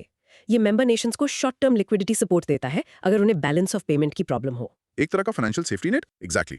फिर है ब्रिक्स ग्रेन एक्सचेंज। ये एक रशियन इनिशिएटिव है जिसका एम ब्रिक्स कम्युनिटी के अंदर एग्रीकल्चरल प्रोडक्ट्स के लिए एक फेयर ट्रेडिंग सिस्टम बनाना है। फूड सिक्योरिटी के लिए इंपॉर्टेंट। और पेमेंट्स के लिए? उसके लिए है ब्रिक्स पे या BCPI। ये एक ब्लॉकचेन बेस्ड पेमेंट सर्विस है जो स्विफ्ट सिस्टम को ऑल्टरनेटिव ऑफर करता है। तो इसका रियल वर्ल्ड इम्पैक्ट और प्रीलिम्स रेलेवेंस? देखो, NDB का HQ शंघाई और CRA का पर्पस डायरेक्ट क्वेश्चंस हैं। ब्रिक्स पे का स्विफ्ट से कंपैरिजन इंपॉर्टेंट है। और नए मेंबर्स की list Egypt, Ethiopia, Iran, UAE, Indonesia. तो मतलब रट लो। कंक्लूजन? इन शॉर्ट, ब्रिक्स ने अपने खुद के फाइनेंशियल एंड ट्रेड इंस्टीट्यूशंस बनाकर एग्जिस्टिंग ग्लोबल ऑर्डर को चैलेंज किया है। ठीक है, क्रॉस क्वेश्चनिंग टाइम। पहला, ब्रिक्स टर्म किसने कॉइन किया था? ब्रिटिश इकोनॉमिस्ट जिम ओनील इन 2001। ये एक क्लासिक प्रीलिम्स फैक्ट है। सेकंड, क्या ब्रिक्स का कोई परमानेंट HQ है जैसे UN का न्यूयॉर्क में है? नहीं, ये एक इंपॉर्टेंट पॉइंट है। जैसा मैंने पहले कहा, ब्रिक्स का कोई परमानेंट सेक्रेटेरिएट या ऑफिस नहीं है। It works on a rotational basis. ठीक है। थर्ड, NDB और CRA में क्या डिफरेंस है, सिंपल शब्दों में? सिंपल। NDB प्रोजेक्ट्स के लिए लॉन्ग टर्म लोन देता है, जैसे मेट्रो बनाना। CRA इमरजेंसी के लिए शॉर्ट टर्म हेल्प है, जैसे अगर किसी देश के पास फॉरेन करेंसी खत्म हो जाए। Loan versus emergency help. समझ गई। फोर्थ, ब्रिक्स पे का मेन कंपेटिटर कौन है? This SWIFT system. BRICS Pay is seen as an alternative to the Western-dominated financial messaging system. ठीक है, last question, Saudi Arabia BRICS का मेंबर है या नहीं? अभी तक उन्होंने फॉर्मल डिसीजन नहीं लिया है, so for now the answer is no. This is a tricky point, याद रखना। Okay, practice time. Practicing.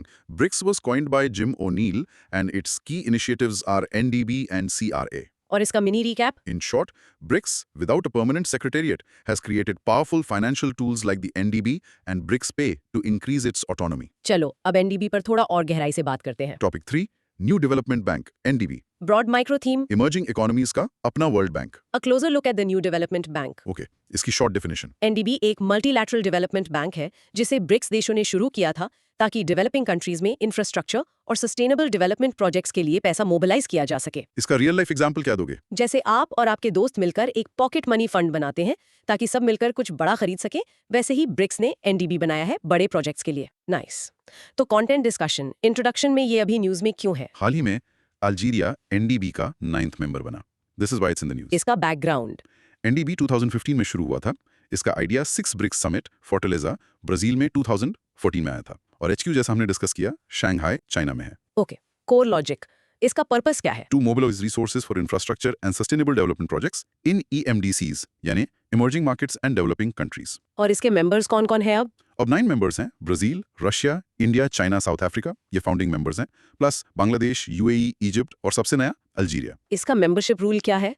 Membership UN के सभी मेंबर्स के लिए ओपन है। ओह, ये इंपॉर्टेंट है। और मैंने यूरुग्वे के बारे में भी सुना था। हाँ, यूरुग्वे को as a prospective member admit कर लिया गया है, बट वो ऑफिशियली मेंबर तब बनेगा जब इंस्ट्रूमेंट ऑफ एक्सेशन डिपॉजिट करेगा। कैपिटल और शेयर होल्डिंग के बारे में क्या? इनिशियल ऑथराइज कैपिटल $100 बिलियन था। 5 फाउंडिंग मेंबर्स का इक्वल शेयर है, टोटलिंग $50 बिलियन। और वोटिंग पावर, ये सबसे इंटरेस्टिंग बात है। फाउंडिंग मेंबर्स की कंबाइंड वोटिंग पावर हमेशा कम से कम 55% रहेगी। दिस इज अ की फीचर और आपस में उनकी पावर इक्वल है। तो इसका रियल वर्ल्ड इम्पैक्ट और प्रीलिम्स रेलेवेंस? NDB के सारे 9 मेंबर्स के नाम याद होने चाहिए, specially the newest one Algeria. Voting power 55% for founders और HQ Shanghai are high yield facts.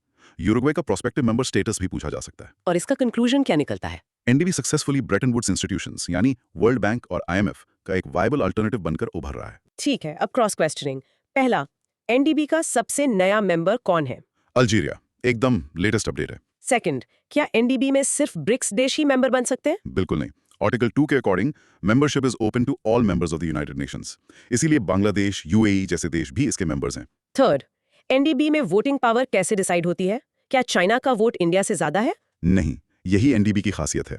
सभी फाउंडिंग मेंबर्स का वोटिंग पावर इक्वल है और उनका कंबाइंड वोट हमेशा 55% से ऊपर रहेगा। फोर्थ, ये प्रोस्पेक्टिव मेंबर का क्या कॉन्सेप्ट है? यूरुग्वे मेंबर है या नहीं? प्रोस्पेक्टिव मतलब होने वाला। एनडीबी के बोर्ड ऑफ गवर्नर्स ने उन्हें एडमिट कर लिया है, पर उन्होंने अभी तक फाइनल पेपर वर्क यानी इंस्ट्रूमेंट ऑफ एक्सेशन नहीं किया है। सो टेक्निकली अभी फुल मेंबर नहीं है। Got it. आखिरी सवाल, एनडीबी का फोकस किन प्रोजेक्ट्स पर होता है? 2 कीवर्ड्स याद रखो, इंफ्रास्ट्रक्चर एंड सस्टेनेबल डेवलपमेंट, जैसे roads, bridges, renewable energy plants etcetera. ठीक है। Practice time. Practice.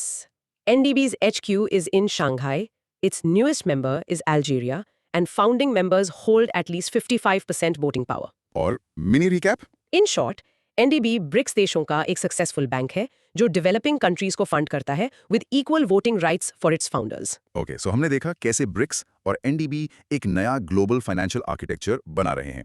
It's a major shift. और अगर आपको ऐसे ही डीप इनसाइट्स और क्लियर एक्सप्लेनेशंस पसंद आ रहे हैं तो make sure you hit that subscribe button, bell icon को ऑन कर लो। और अगर ये डिस्कशन आपको सच में वैल्यूएबल लग रहा है तो सुपर थैंक्स यूज करके हमें सपोर्ट भी कर सकते हो। It really helps us bring more such detailed analysis for you. चलो अब आगे बढ़ते हैं। बिल्कुल।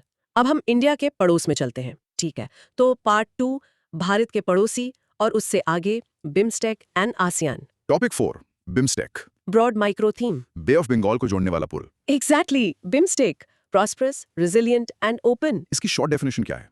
बिम्स्टेक है क्या आखिर? Bay of Bengal initiative for multi sectoral technical and economic cooperation. ये एक रीजनल ऑर्गेनाइजेशन है जो साउथ एशिया और साउथ ईस्ट एशिया के देशों को कनेक्ट करता है। इसका real life example? Imagine your apartment building और उसके आगे वाली बिल्डिंग दोनों मिलकर एक कॉमन क्लब बनाते हैं एक्टिविटीज के लिए। बिम्स्टेक साउथ एशिया और एस एशिया के लिए वही कॉमन क्लब है। Cool. Content discussion, introduction, latest news क्या है इससे जुड़ी? 6th बिम्स्टेक समिट बैंकॉक में हुई, थाईलैंड की चेयरमैनशिप में। थीम था BIMSTEC, prosperous, resilient and open. Background क्या है इसका? ये ऑर्गेनाइजेशन 1997 में बैंकॉक डिक्लेरेशन से बनी थी। ओरिजिनली इसके 4 मेंबर्स थे, BISTEC, Bangladesh, India, Sri Lanka, Thailand. अब 7 मेंबर्स हैं। ओके, तो कोर लॉजिक, समिट के आउटकम्स क्या थे? Let's start with India led initiatives. ठीक है। पहला, BIMSTEC centres of excellence. India में disaster management, sustainable maritime transport, traditional medicine और एग्रीकल्चर रिसर्च पर सेंटर्स बनेंगे। अच्छा। दूसरा, बोधि, यूथ को ट्रेनिंग और स्कॉलरशिप्स के जरिए स्किल करना। इसका फुल फॉर्म है BIMSTEC for organised development of human resource infrastructure. Bodhi, nice name. हाँ। तीसरा, डिजिटल पब्लिक इंफ्रास्ट्रक्चर यानी डीपीआई। इंडिया इस रीजन में इसकी जरूरत पर एक पायलट स्टडी करेगा। और चौथा, P2P लिंकेजेस। इंडिया 2027 में पहले बिम्स्टेक गेम्स और एक ट्रेडिशनल म्यूजिक फेस्टिवल होस्ट करेगा। ग्रेट। और बाकी आउटकम्स क्या थे? एक BIMSTEC chamber of commerce establish किया जाएगा। ठीक है। एक बिम्स्टेक बैंकॉक विजन 2030 अडॉप्ट किया गया। ये पहली बार है कि एक विजन डॉक्यूमेंट आया है। इसका फोकस प्रो बिम्स्टेक बनाना है, यानी prosperous, resilient, open. Pro BIMSTEC, अच्छा है। और मैरीटाइम ट्रांसपोर्ट कॉर्पोरेशन पर भी एग्रीमेंट हुआ। ठीक है। अब बिम्स्टेक के बारे में कोर लॉजिक, इसके मेंबर्स। 7 मेंबर्स हैं, Bangladesh, Bhutan, India, Myanmar, Nepal, Sri Lanka and Thailand. Map में इनकी लोकेशन देखो, बे ऑफ बंगाल के आसपास। और इसके चार्टर के बारे में? बिम्स्टेक चार्टर 5th समिट जो 2022 में हुई थी उसमें फाइनलाइज हुआ। ये इस ग्रुप को एक लीगल पर्सनालिटी देता है, मतलब अब ये एक फॉर्मल ऑर्गेनाइजेशन है। और प्रायोरिटी एरियाज? 7 प्रायोरिटी एरियाज हैं। हर एरिया एक मेंबर कंट्री लीड करता है। India is the lead country for the security pillar. Security pillar में क्या क्या आता है? इसके अंदर 3 सब सेक्टर्स हैं, counter terrorism, disaster management and energy security. बहुत इंपॉर्टेंट है ये। ओके, तो real world impact and UPSC relevance. BIMSTEC का HQ ढाका, बांग्लादेश। 7 मेंबर्स के नाम। इंडिया कौन सा पिलर लीड करता है? सिक्योरिटी। बैंकॉक विजन 2030 का एम, बोधि इनिशिएटिव का पर्पस। ये सब डायरेक्ट प्रीलिम्स क्वेश्चंस हैं। कंक्लूजन। बिम्स्टेक इंडिया की नेबरहुड फर्स्ट और एक्ट ईस्ट पॉलिसी के लिए एक क्रिटिकल प्लेटफॉर्म है। ठीक है, क्रॉस क्वेश्चनिंग। पहला, बिम्स्टेक में कितने मेंबर्स हैं और क्या पाकिस्तान इसका मेंबर है? 7 मेंबर्स हैं और नहीं, पाकिस्तान इसका मेंबर नहीं है। ये सार्क का एक ऑल्टरनेटिव भी माना जाता है in some ways. Second, India BIMSTEC में कौन सा प्रायोरिटी एरिया लीड करता है? Security pillar. इसके 3 सब पिलर्स भी याद रखो, counter terrorism, disaster management, energy security, SDE। SDE, got it. Third, ये बिम्स्टेक चार्टर का क्या मतलब है? इससे पहले बिम्स्टेक एक इनफॉर्मल ग्रुपिंग था। चार्टर आने से अब यह एक फॉर्मल इंटरनेशनल ऑर्गेनाइजेशन बन गया है with its own legal identity. अब ये एक्सटर्नल पार्टनर्स के साथ ऑफिशियली डील कर सकता है। ओके, फोर्थ, बोधि इनिशिएटिव किसके लिए है? यूथ के लिए, for skilling the youth through training and scholarships. Human resource development पर फोकस है। ठीक है, लास्ट क्वेश्चन, बैंकॉक विजन 2030 का स्लोगन क्या है? Pro BIMSTEC, prosperous, resilient and open BIMSTEC. Simple and catchy. Perfect. Practice Q? Practice. BIMSTEC has 7 members. India leads the security pillar, and the new vision is Pro BIMSTEC 2030. और mini recap? In short, BIMSTEC with its new charter and vision, is becoming a more structured and ambitious organization connecting South and Southeast Asia, with India playing a key leadership role. ठीक है, अब ASEAN की तरफ चलते हैं। Topic 5. ASEAN. Broad micro theme, India's gateway to the East. ASEAN India. From strategic to comprehensive strategic partnership. इसकी short definition. Association of South East Asian Nations ASEAN South East Asia के 11 देशों का एक political और economic union है। India इसका एक बहुत इंपॉर्टेंट पार्टनर है। इसका रियल लाइफ एग्जांपल। अगर बिम्स्टेक 2 बिल्डिंग्स का कॉमन क्लब था, तो वो आसियान एक पूरी सोसाइटी या मोहल्ला है जिसके अपने रूल्स और एक स्ट्रॉन्ग आइडेंटिटी है। और इंडिया? इंडिया इस सोसाइटी का एक स्पेशल फ्रेंड है। Okay, content discussion, introduction, latest news. 22nd ASEAN India summit Malaysia में हुई और इसमें टाइज को स्ट्रेटेजिक पार्टनरशिप से कॉम्प्रिहेंसिव स्ट्रेटेजिक पार्टनरशिप CSP तक एलिवेट किया गया। ये एक मेजर अपग्रेड है। इसका बैकग्राउंड क्या है? आसियान 1967 में बैंकॉक डिक्लेरेशन से बना था। इसका सेक्रेटेरिएट जकार्ता, इंडोनेशिया में है। तो इस समिट के हाइलाइट्स क्या थे? Core logic. पहला, ASEAN India plan of action 2026-2030 ये नए CSP को इंप्लीमेंट करने का प्लान है। ठीक है। दूसरा, सस्टेनेबल टूरिज्म। इस पर एक जॉइंट लीडर स्टेटमेंट अडॉप्ट किया गया और 2026 को ASEAN India year of maritime cooperation designate किया गया। बहुत इंपॉर्टेंट है ये। एकेडमिक और कल्चरल साइड पे कुछ? हाँ, नालंदा यूनिवर्सिटी में centre for south East Asian studies propose किया गया और गुजरात के लोथल में east Asia summit maritime heritage festival hold करने का प्लान है। अब आसियान इंडिया रिलेशंस के कोर लॉजिक पर आते हैं। ट्रेड का क्या? ASEAN India trade and goods agreement या AITGA 2009 में साइन हुआ था। और कनेक्टिविटी, स्पेशली इंडिया के नॉर्थ ईस्ट के लिए? हाँ, कालादान मल्टी मॉडल प्रोजेक्ट जैसे कनेक्टिविटी प्रोजेक्ट्स इंडिया के एनी रीजन के डेवलपमेंट के लिए क्रूशल हैं। आसियान फ्यूचर फोरम क्या है? ये वियतनाम द्वारा प्रपोज्ड एक प्लेटफॉर्म है जहां पार्टनर्स नए आइडियाज शेयर कर सकते हैं। इंडिया इसका एक फाउंडिंग मेंबर है। स्पेस कोऑपरेशन भी है? हाँ, AFSIS के सेफ एग्रो प्रोजेक्ट में इसरो भी पार्टिसिपेट कर रहा है। ओके, अब आसियान के बारे में थोड़ा। मेंबर्स कौन है? 11 मेंबर्स हैं। Indonesia, Malaysia, Philippines, Singapore, Thailand ये फाउंडिंग मेंबर्स हैं। Brunei, Vietnam, Laos, Myanmar, Cambodia और सबसे नया है टिमोर लेस्ते। टिमोर लेस्ते, ये 11th मेंबर है। इसके बारे में कुछ स्पेशल? हाँ, ये एशिया की सबसे यंग नेशन है और the only Asian nation to be completely located in the southern hemisphere. Interesting. और एशियन सेंट्रलिटी क्या है? ये आसियान चार्टर के आर्टिकल 1.15 में है। इसका मतलब है कि आसियान अपने एक्सटर्नल रिलेशंस में मेन ड्राइविंग फोर्स रहेगा। ओके, तो प्रीलिम्स के लिए इसमें से क्या इंपॉर्टेंट है? Newest ASEAN member Timor Leste. India ASEAN partnership का status CSP 2026 as year of maritime cooperation. Kaladan project का रेलेवेंस, AITGA कब साइन हुआ, ये सारे पोटेंशियल क्वेश्चंस हैं। कंक्लूजन। आसियान इंडिया की एक्ट ईस्ट पॉलिसी का सेंट्रल पिलर है और इंडो पैसिफिक में स्टेबिलिटी के लिए इस पार्टनरशिप की अहमियत बहुत ज्यादा है। ठीक है, क्रॉस क्वेश्चनिंग टाइम। पहला, आसियान का 11th और सबसे नया मेंबर कौन है? Timor Leste. ये 47th आसियान समिट 2025 में ज्वाइन हुआ। सेकंड, इंडिया आसियान रिलेशनशिप का नया स्टेटस क्या है? कॉम्प्रिहेंसिव स्ट्रेटेजिक पार्टनरशिप CSP, ये स्ट्रेटेजिक पार्टनरशिप से एक लेवल ऊपर है। थर्ड, आसियान सेंट्रलिटी का क्या मतलब है? इसका मतलब है कि इंडो पैसिफिक रीजन के आर्किटेक्चर में आसियान हमेशा सेंटर में रहेगा। कोई भी एक्सटर्नल पावर जैसे US या चाइना इस रीजन के रूल्स डिक्टेट नहीं कर सकती। ASEAN will be the main driver. समझ गई। फोर्थ, कौन सा साल ASEAN India year of maritime cooperation के रूप में मनाया जाएगा? The year 2026। मैरीटाइम सिक्योरिटी एक बहुत बड़ा फोकस एरिया है। आखिरी सवाल, IATGA क्या है? ASEAN India trade and goods agreement, ये एक फ्री ट्रेड एग्रीमेंट FTA है जो 2009 में साइन हुआ था। परफेक्ट। अब प्रैक्टिस क्यों?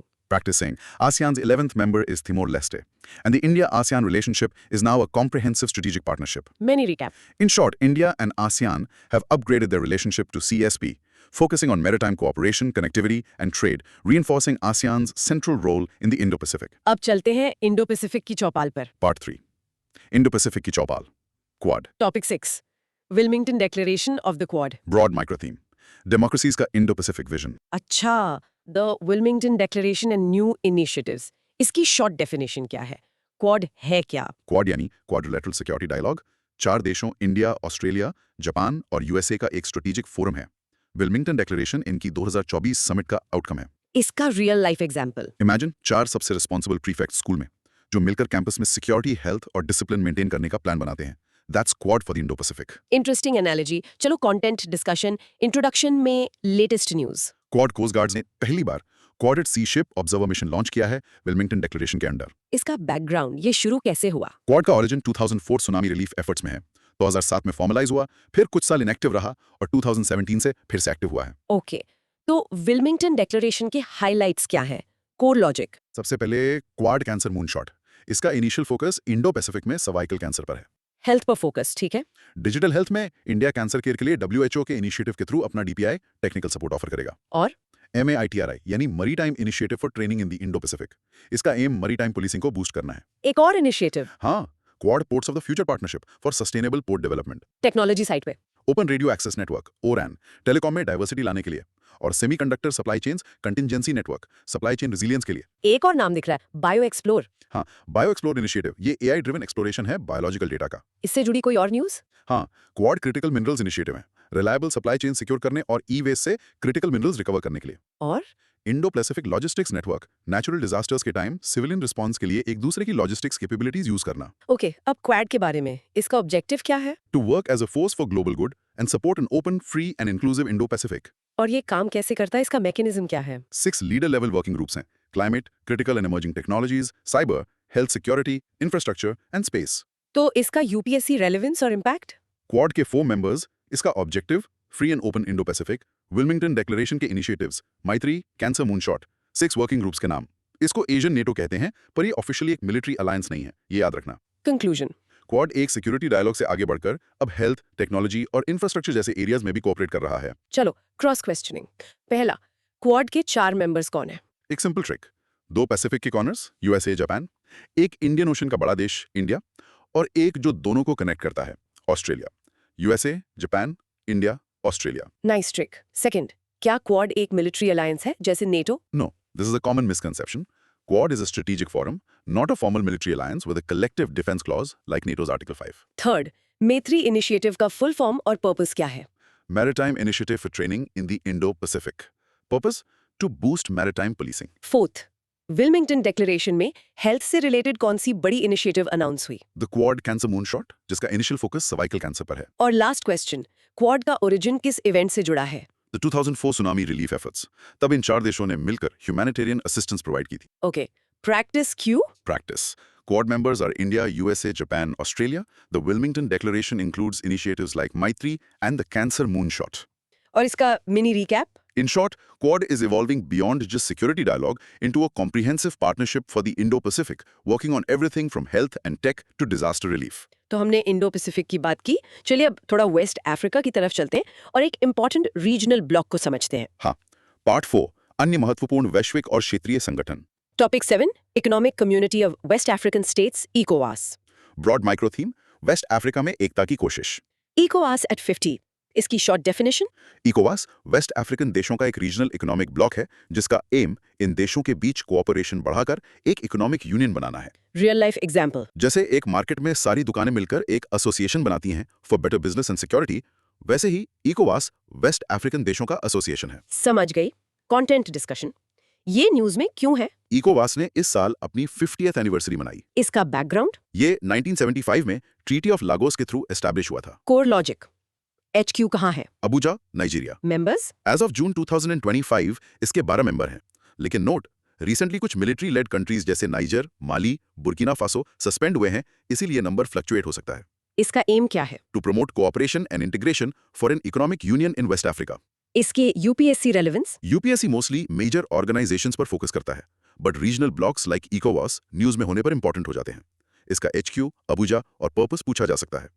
कंक्लूजन, इकोवास वेस्ट अफ्रीका में इकोनॉमिक इंटीग्रेशन के लिए एक इंपॉर्टेंट बॉडी है, ऑल्दो पॉलिटिकल इंस्टेबिलिटी इसके लिए एक बड़ा चैलेंज है। ठीक है। अब इस पर 3-4 क्विक क्वेश्चंस। पहला, इकोवास का HQ कहाँ है? अबुजा, नाइजीरिया में। सेकंड, ये कब एस्टैब्लिश हुआ था? 1975 में through the treaty of Lagos. 50 साल हो गए। थर्ड, इसका मेन ऑब्जेक्टिव क्या है, इकोनॉमिक या political? Primarily economic, to promote cooperation and integration for an economic union. लेकिन हाँ, ये पॉलिटिकल इश्यूज और कूब्स पर भी स्ट्रॉन्ग स्टैंड लेता है। ठीक है। प्रैक्टिस क्यों? Practice. ECOWAS is a West African economic bloc with its HQ in Abuja. Mini recap? In short, ECOWAS is the primary vehicle for economic integration in West Africa, celebrating its 50th anniversary amidst regional challenges. ठीक है। अब थोड़ा और serious topic, Iran. Topic 8, Iran's nuclear program and IAEA. Broad, हाँ। Nuclear politics का high stakes game. हाँ, IAEA censures Iran over nuclear programme. short definition. IAEA क्या है? International Atomic Energy Agency, UN का न्यूक्लियर वॉचडॉग है। इसने हाल ही में Iran को सेंस्योर किया है, यानी उसकी आलोचना की है, क्योंकि ईरान अपने न्यूक्लियर कमिटमेंट्स पूरे नहीं कर रहा है। Real life example? Imagine a referee in a football match giving a yellow card to a player for breaking the rules. IAEA ने ईरान को वही येलो कार्ड दिया है। Okay. Content discussion, introduction. Okay. News क्या है? IAA board के 35 में से 19 मेंबर्स ने ईरान के खिलाफ वोट किया। ये 20 साल में पहली बार हुआ है कि आईएईए ने ईरान को ब्रीच में डिक्लेयर किया है। इसका बैकग्राउंड? ये इशू 2015 की न्यूक्लियर डील यानी JCPOA से जुड़ा है, जिससे यूएस 2018 में विड्रॉ कर गया था। तो इस न्यूज़ का कोर लॉजिक क्या है? रेजोल्यूशन फ्रांस, यूके, जर्मनी यानी E3 और यूएस ने मूव किया। रीजन क्या दिया? आईएए की रिपोर्ट में कहा गया कि ईरान के पास इतना 60% इनरिच यूरेनियम है कि वो 9 न्यूक्लियर बॉम्ब्स बना सकता है। ओह, तो अब अगला स्टेप क्या होगा? अब ये मामला यूएन सिक्योरिटी काउंसिल जा सकता है, जो ईरान पर फिर से सैंक्शंस लगा सकता है। थोड़ा JCPOA के बारे में बताओ। JCPOA यानी 2015 न्यूक्लियर डील। इसके पार्टिसिपेंट्स थे ईरान और P5+1। P5+1। हाँ, 5 permanent UNSC members plus Germany. इसका पर्पस था ईरान के न्यूक्लियर प्रोग्राम को लिमिट करना, बदले में उस पर से सैंक्शंस हटाना। और IAEA के बारे में? ये 1957 में एस्टैब्लिश हुई, HQ वियना, ऑस्ट्रिया में है। इसका मोटो है atoms for piece and development. India member है? हाँ, 180 मेंबर्स हैं, इंडिया एज अ मेंबर। इससे कोई रिकग्निशन मिला है? हाँ, 2005 में नोबेल प्राइज मिला। IAEA और NPT का क्या रिलेशन है? IAEA non proliferation of nuclear weapons treaty का मेंबर नहीं है, but it plays a key verification role under the treaty. NPT के बारे में? ये 1970 में फोर्स में आई। इंडिया, इजराइल और पाकिस्तान ने कभी ज्वाइन नहीं किया। ओके, तो इसकी UPSC रेलेवेंस? आईएए का HQ वियना, JCPOA के पार्टिसिपेंट्स P5+1, NPT पर इंडिया का स्टैंड नेवर ज्वाइंड, ये सभी हाई प्रायोरिटी फैक्ट्स हैं। ईरान की मेजर न्यूक्लियर फैसिलिटीज जैसे नतांज, फोर्डो, अराक की लोकेशन भी मैथ बेस्ड क्वेश्चन हो सकती है। कंक्लूजन? ईरान न्यूक्लियर इशू एक बार फिर क्रिटिकल स्टेज पर पहुंच गया है, जिसके ग्लोबल सिक्योरिटी पर गंभीर प्रभाव हो सकते हैं। Cross questioning time. पहला, JCPOA का फुल फॉर्म क्या है और इसमें P5+1 कौन है? Joint comprehensive plan of action. P5 है यूएनएससी के permanent members, US, UK, France, Russia, China, +1 है जर्मनी। सेकंड, IAEA का HQ कहाँ है? Vienna, Austria. इसको सिटी ऑफ डिप्लोमैट्स भी कहते हैं। थर्ड, क्या इंडिया NPT का सिग्नेटरी है? नहीं, इंडिया, इजराइल और पाकिस्तान ने NPT कभी ज्वाइन नहीं किया, as they see it as discriminatory. Fourth, IAE का मेन काम क्या है? 2 काम है, promoting peaceful use of nuclear energy और वेरीफाइंग की कंट्रीज अपने नॉन प्रोलिफरेशन कमिटमेंट्स पूरे कर रही हैं या नहीं। एक प्रमोटर भी है, एक पुलिस भी। ठीक है। लास्ट क्वेश्चन, ईरान की सबसे फेमस न्यूक्लियर फैसिलिटी का नाम क्या है? Natanz.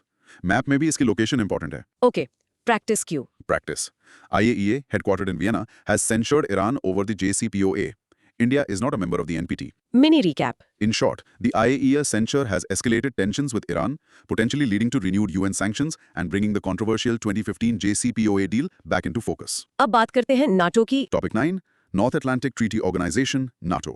Broad micro theme, world's most powerful military alliance. NATO's new spending goals and the Dayton Peace Agreement. इसकी शॉर्ट डेफिनेशन? NATO यानी North Atlantic Treaty Organisation Europe और North America के 32 देशों का एक पॉलिटिकल और मिलिट्री अलायंस है। इसका कोर प्रिंसिपल है collective defence. Real life example? ये एक one for all for one वाला सिक्योरिटी पैक्ट है। अगर आपके ग्रुप के एक दोस्त पर कोई अटैक करता है तो पूरा ग्रुप मिलकर डिफेंड करेगा। That's article 5 of NATO। ठीक है। कंटेंट डिस्कशन न्यूज़ में क्यों है? NATO मेंबर्स ने अग्री किया है कि वो अपना डिफेंस स्पेंडिंग GDP के 2% से बढ़ाकर 5% तक ले जाएंगे बाय 2035। ये एक बहुत बड़ा कमिटमेंट है। इसका बैकग्राउंड? NATO 1949 में वॉशिंगटन ट्रीटी से बना था to deter Soviet expansion after world war 2।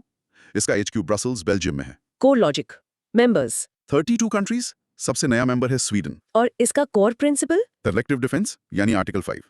N attack on one member is considered an attack on all. ये नेटो की आत्मा है। डेटन पीस एग्रीमेंट का इससे क्या कनेक्शन है? ये नेटो से जुड़ा एक इंपॉर्टेंट हिस्टोरिकल इवेंट है।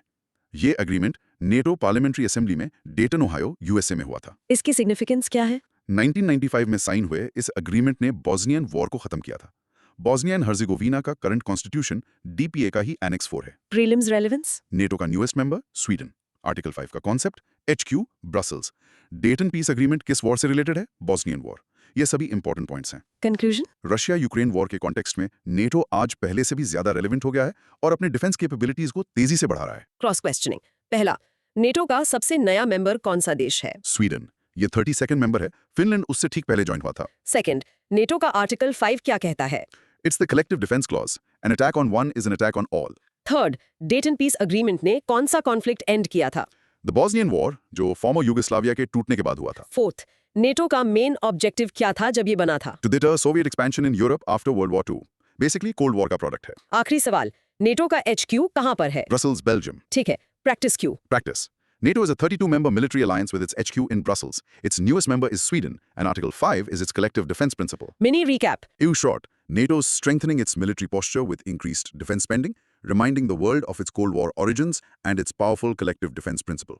चलो अब आईसीसी पर बात करते हैं। Topic 10. International Criminal Court, ICC. Broad micro theme, global justice के लिए एक अदालत। ICC. Recent withdrawals and jurisdiction. Short definition. ICC दुनिया की पहली परमानेंट इंटरनेशनल क्रिमिनल कोर्ट है जो जेनोसाइड, वॉर क्राइम्स जैसे गंभीर अपराधों के लिए इंडिविजुअल्स, नॉट स्टेट्स, पर मुकदमा चलाती है। इसका रियल लाइफ एग्जाम्पल। ये एक ऐसी सुप्रानेशनल कोर्ट है जहां उन लोगों पर केस चलता है जिन्होंने इतने बड़े क्राइम किए हैं कि उनकी नेशनल कोर्ट्स उन्हें सजा नहीं दे पा रही, जैसे एक वॉर क्रिमिनल। ठीक है, कंटेंट डिस्कशन। न्यूज क्या है? हाल ही में 3 अफ्रीकन देशों बर्किना फासो, माली और नीजर ने आईसीसी से विड्रॉ कर लिया है। इसका बैकग्राउंड? आईसीसी को रोम स्टैट्यूट के थ्रू बनाया गया था जो 1998 में अडॉप्ट हुआ और 2002 में लागू हुआ। इसका HQ हैग, नेदरलैंड्स में है। Core logic. इसका जुरिस्डिक्शन क्या है? ये 4 मेन क्राइम्स पर फोकस करती है: genocide, crimes against humanity, war crimes और क्राइम ऑफ अग्रेशन। इसमें इंपॉर्टेंट पॉइंट क्या है? आईसीसी सिर्फ इंडिविजुअल्स पर प्रोसिक्यूट करती है, स्टेट्स या गवर्नमेंट्स पर नहीं। मेंबर्स कितने हैं? 125 member countries. UPSC relevance? ICC का HQ हैग। इसका जुरिस्डिक्शन 4 क्राइम्स। ये इंडिविजुअल्स को प्रोसिक्यूट करता है, नॉट स्टेट्स। ये एक वेरी इंपॉर्टेंट डिस्टिंक्शन है। रोम स्टैट्यूट के से रिलेटेड है आईसीसी, और इंडिया इसका मेंबर नहीं है, ये भी याद रखना। कंक्लूजन। अफ्रीकन नेशंस का विड्रॉल आईसीसी के लिए एक सेटबैक है और इस पर बायस्ड होने के आरोपों को और हवा देता है। Cross questioning. पहला, आईसीसी और ICJ international court of justice में क्या फर्क है? बहुत बड़ा फर्क है। आईसीजे देशों के बीच के डिस्प्यूट्स को सुलझाता है, जबकि आईसीसी इंडिविजुअल्स पर क्रिमिनल प्रोसिक्यूशन चलाता है for heinous crimes. Second, ICC किन 4 क्राइम्स के लिए जाना जाता है? Genocide, crimes against humanity, war crimes, crime of aggression. इन्हें GCWA से याद रख सकते हो। थर्ड, हाल ही में किन देशों ने आईसीसी से विड्रॉ किया? Burkina Faso, Mali and Niger. तीनों वेस्ट अफ्रीकन कंट्रीज हैं। फोर्थ, आईसीसी किस ट्रीटी से बना था? The Rome Statute. ठीक है, प्रैक्टिस क्यों? Practice. The ICC, based in The Hague and founded by the Rome Statute, prosecutes individuals for 4 major crimes like genocide. Mini recap. In short, the ICC stands as the world's permanent court for heinous individual crimes, but faces challenges to its legitimacy with recent withdrawals by African nations. ये आयोमेड क्या है? China से जुड़ा कुछ है ना? Topic 11. International Organization for Mediation, IOME. Broad micro theme, China का global justice system. IOME, a Chinese-led alternative. इसकी शॉर्ट डेफिनेशन। IOME यानी international organisation for mediation China द्वारा शुरू किया गया एक नया ग्लोबल इंस्टीट्यूशन है जिसका काम इंटरनेशनल डिस्प्यूट्स को मीडिएशन यानी मध्यस्थता से सुलझाना है। इसका रियल लाइफ एग्जांपल। अगर ICJ एक फॉर्मल कोर्ट है तो IOME एक पंचायत की तरह है जहां फैसला सुनाने के बजाय सुलह करवाने पर फोकस होता है। Okay, content discussion. Introduction. China ने इसे ट्रेडिशनल इंस्टीट्यूशंस जैसे ICJ और परमानेंट कोर्ट ऑफ आर्बिट्रेशन के ऑल्टरनेटिव के रूप में एस्टैब्लिश किया है। इसका कोर लॉजिक क्या है? Purpose. To resolve international disputes through mediation. Members. 30 से ज्यादा फाउंडिंग मेंबर्स हैं जैसे इंडोनेशिया, पाकिस्तान, बेलारूस। ज्यादातर मेंबर्स एशिया, अफ्रीका और कैरेबियन से हैं जो इसकी नॉन वेस्टर्न ओरिएंटेशन को दिखाता है। स्कोप क्या है इसका? ये 3 तरह के डिस्प्यूट्स हैंडल करेगा: स्टेट्स के बीच, एक स्टेट और दूसरे देश के नेशनल के बीच, और international commercial disagreements. Prelims relevance. IOME किसने लॉन्च किया? चाइना। इसका पर्पस क्या है? मीडिएशन, नॉट आर्बिट्रेशन और जजमेंट। ये वेस्टर्न डोमिनेटेड लीगल इंस्टीट्यूशंस का एक ऑल्टरनेटिव है। कंक्लूजन। IOME का लॉन्च चाइना के बढ़ते ग्लोबल इन्फ्लुएंस और एक new non western led world order बनाने की उसकी एम्बिशन को दर्शाता है। Cross questioning. पहला, IOME का कोर फंक्शन क्या है? जजमेंट, आर्बिट्रेशन या मीडिएशन? स्ट्रिक्टली मीडिएशन, सुलह करवाना। सेकंड, इसे किस देश ने शुरू किया है? China. This is a clear indicator of its global ambitions. Third, इसकी फाउंडिंग मेंबर्स मोस्टली कहां से हैं? Asia, Africa and the Caribbean. This highlights its non-Western focus. Practice क्यों? Practice saying. IOMED is a China-led organization for resolving international disputes through mediation. Mini recap. In short, China has launched IOMED as a non-Western alternative for dispute resolution, focusing on mediation and reflecting its ambition to shape global governance. अब ILO की बात करते हैं। Topic 12. International Labour Organization, IOM. Broad micro theme, श्रमिकों के अधिकारों का प्रहारी. ILO's 113th conference, new conventions and initiatives. Short definition. ILO United Nations की एक स्पेशल एजेंसी है जो सोशल जस्टिस और internationally recognised human and labour rights को प्रमोट करती है। रियल लाइफ एग्जांपल, जैसे स्कूल में स्टूडेंट काउंसिल स्टूडेंट्स के राइट्स के लिए काम करती है, वैसे ही ILO दुनिया भर के वर्कर्स के राइट्स के लिए काम करती है। Content discussion. Introduction. 113rd international labour conference ILC Geneva में हुई, जिसमें कई इंपॉर्टेंट डिसीजंस लिए गए। इसका बैकग्राउंड। ILO 1919 में ट्रीटी ऑफ वर्साई से बना था। ये यूएन की सबसे पुरानी एजेंसीज में से एक है। HU Geneva, Switzerland. 1969 में नोबेल पीस प्राइज मिला। तो इस 1/3 ILC के हाइलाइट्स क्या थे? Core logic. पहला, biological hazards convention 2025 number 192। Working environment में बायोलॉजिकल हैजर्ड्स को एड्रेस करने वाला पहला इंटरनेशनल इंस्ट्रूमेंट है। और amendment to maritime labour convention 2006 MLC, seafarers को की वर्कर्स का दर्जा देने और उनके राइट्स को प्रोटेक्ट करने के लिए इंडिया ने MLC को 2015 में रेटिफाई किया था। गिग इकोनॉमी के लिए कुछ? हाँ, decent work in the platform economy. Gig economy workers जैसे Uber drivers, food delivery agents के लिए डिसेंट वर्क पर पहली बार डिस्कशन हुई। इंडिया का क्या इन्वॉल्वमेंट था? इंडिया ने international reference classification of occupations ILO के साथ MOU साइन किया है। IS को जॉब्स को क्लासिफाई करने का एक स्टैटिस्टिकल सिस्टम है। UPSC relevance? ILO कब बना? 1919, HQ जिनीवा। इंडिया का MLC स्टेटस रैटिफाइड। IS को क्या है? New biological hazards convention, platform economy पर डिस्कशन, ये सब करंट अफेयर्स के लिए इंपॉर्टेंट है। कंक्लूजन? ILO काम की बदलती दुनिया, फ्यूचर ऑफ वर्क जैसे कि प्लेटफॉर्म इकोनॉमी और नए हेल्थ हैजर्ड्स के हिसाब से खुद को अडेप्ट कर रहा है। Cross questioning. पहला, ILO कब और किस ट्रीटी से बना था? 1919 by the Treaty of Versailles that ended the First World War। Second, platform economy में डिसेंट वर्क पर डिस्कशन का क्या मतलब है? मतलब जो लोग ऐप्स के थ्रू काम करते हैं उन्हें भी फेयर वेजेस, सोशल सिक्योरिटी और अच्छे वर्किंग कंडीशंस मिलने चाहिए। ये एक बहुत बड़ा और नया इशू है। थर्ड, इंडिया ने ILO के साथ किस चीज पर MOU साइन किया है? ISO को प्रमोट करने के लिए international reference classification of occupations. ये डेटा कलेक्शन और पॉलिसी मेकिंग में हेल्प करेगा। फोर्थ, ILO की यूनिक स्ट्रक्चर क्या है? It's tripartite. इसमें गवर्नमेंट्स, एम्प्लॉयर्स और वर्कर्स तीनों के रिप्रेजेंटेटिव्स होते हैं। ठीक है, प्रैक्टिस क्यों? Practice.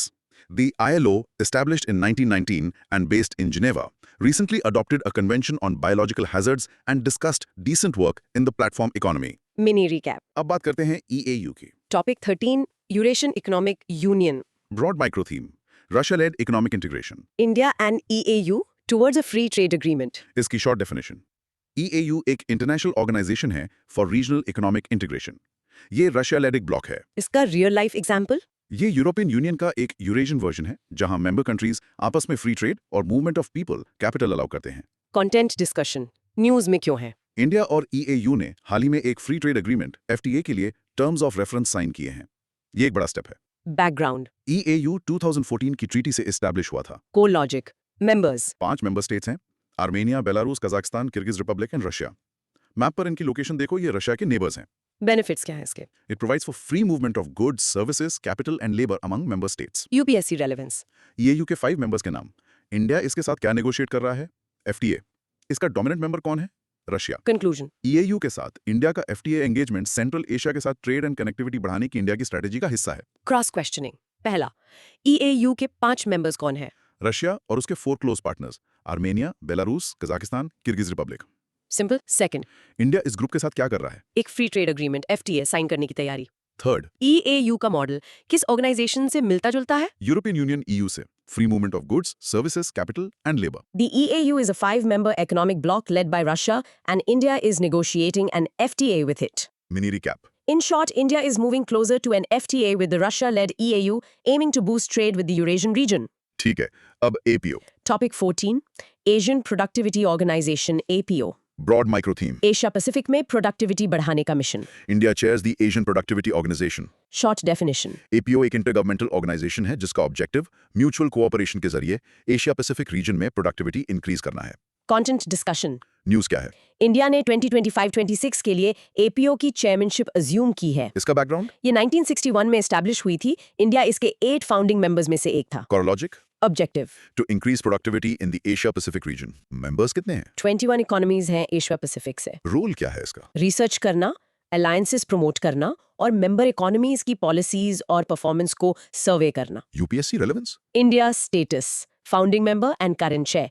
APO का ऑब्जेक्टिव, कंक्लूजन, इंडिया की चेयरमैनशिप APO को एक नई दिशा दे सकती है, स्पेशली मेक इन इंडिया जैसे इनिशिएटिव्स के कॉन्टेक्स्ट में। 2 क्विक क्वेश्चंस। पहला, क्या इंडिया APO का फाउंडिंग मेंबर था? यस बिल्कुल, India was one of the 8 founding members in 1961। Second, APO का मेन काम क्या है? एक ही कीवर्ड याद रखो, प्रोडक्टिविटी। एशिया पैसिफिक में प्रोडक्टिविटी बढ़ाना थ्रू म्यूचुअल कोऑपरेशन। ठीक है, प्रैक्टिस क्यों? Practice, India, a founding member of the APO, has assumed its chairmanship for 2025-26. Mini recap, In short, India is now leading the APO, a key organization dedicated to enhancing productivity across the Asia-Pacific region. चलो अब आखिरी topic, एक quick recap कुछ reports का। Topic 15 other reports initiatives quick recap broad micro theme, कौन सी report कौन निकालता है? Important reports and their publishers. Short definition. UPSC prelims में match the following type questions में ये बहुत कॉमन है। Let's quickly go through them. ठीक है। वर्ल्ड इकोनॉमिक फोरम कौन सी रिपोर्ट्स निकालता है? Global competitiveness report, global gender gap report, travel and tourism competitiveness report, global information technology report, financial action task force, global money laundering report, वाइपो, world intellectual property report, world bank world development report, global Findex report, financial sector assessment programme FSAP, और international labour organisation. World social protection report, global wage report, world employment and social outlook, world of work report, ठीक है। एक दो सवाल इस पे, global gender gap report कौन publish करता है? World economic forum WEF, world development report, world bank, इसके नाम में ही डेवलपमेंट है, world employment and social outlook. ILO, employment word से हिंट मिल जाता है। चलो प्रैक्टिस क्यू, सब लोग इस लिस्ट को एक बार पॉज करके ध्यान से पढ़ो। Mini recap. In short, knowing which organization publishes which major global report is crucial for exams and for being well informed. Wow, what a journey. हमने ग्लोबल गवर्नेंस के पूरे लैंडस्केप को कवर किया। हाँ, काफी कुछ कवर हुआ। ब्रॉड माइक्रो थीम दोहराते हैं।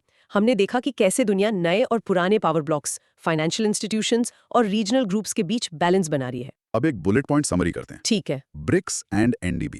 हमने देखा कि ब्रिक्स एक्सपैंड हो रहा है, NDB के थ्रू एक ऑल्टरनेटिव फाइनेंशियल सिस्टम बना रहा है और ग्लोबल साउथ की आवाज बन रहा है। BIMSTEC and ASEAN। ये दोनों ऑर्गेनाइजेशंस इंडिया की एक्ट ईस्ट पॉलिसी के पिलर्स हैं, जो कनेक्टिविटी, ट्रेड और सिक्योरिटी पर फोकस कर रहे हैं। क्वाड। ये इंडो पैसिफिक में डेमोक्रेसीज का एक स्ट्रेटेजिक फोरम है जो सिक्योरिटी से आगे बढ़कर हेल्थ, टेक और इंफ्रास्ट्रक्चर पर कॉपरेट कर रहा है। और आखिरी में ग्लोबल इंस्टीट्यूशंस। हाँ, हमने इनकी लेटेस्ट डेवलपमेंट्स देखी, ईरान न्यूक्लियर क्राइसिस, ICC से विथड्रॉल्स और ILO के नए लेबर स्टैंडर्ड्स। हमने आज इतने सारे संगठन देखे, कुछ पुराने, कुछ नए, कुछ आपस में कॉम्पीट करते हुए, कुछ कोऑपरेट करते हुए। हाँ, तो इससे एक बड़ा सवाल उठता है, क्या दुनिया एक ज्यादा इंटीग्रेटेड और कोऑपरेटिव फ्यूचर की तरफ जा रही है, या फिर हम अलग-अलग कॉम्पीटिंग ब्लॉक्स में फ्रेगमेंट हो रहे हैं? ये तो $1 मिलियन क्वेश्चन है। इसका जवाब शायद इन्हीं ऑर्गेनाइजेशंस के अगले कदम में छिपा है। इस पर सोचना जरूर। अरे दोस्त, कभी सोचा है कि तुम्हारे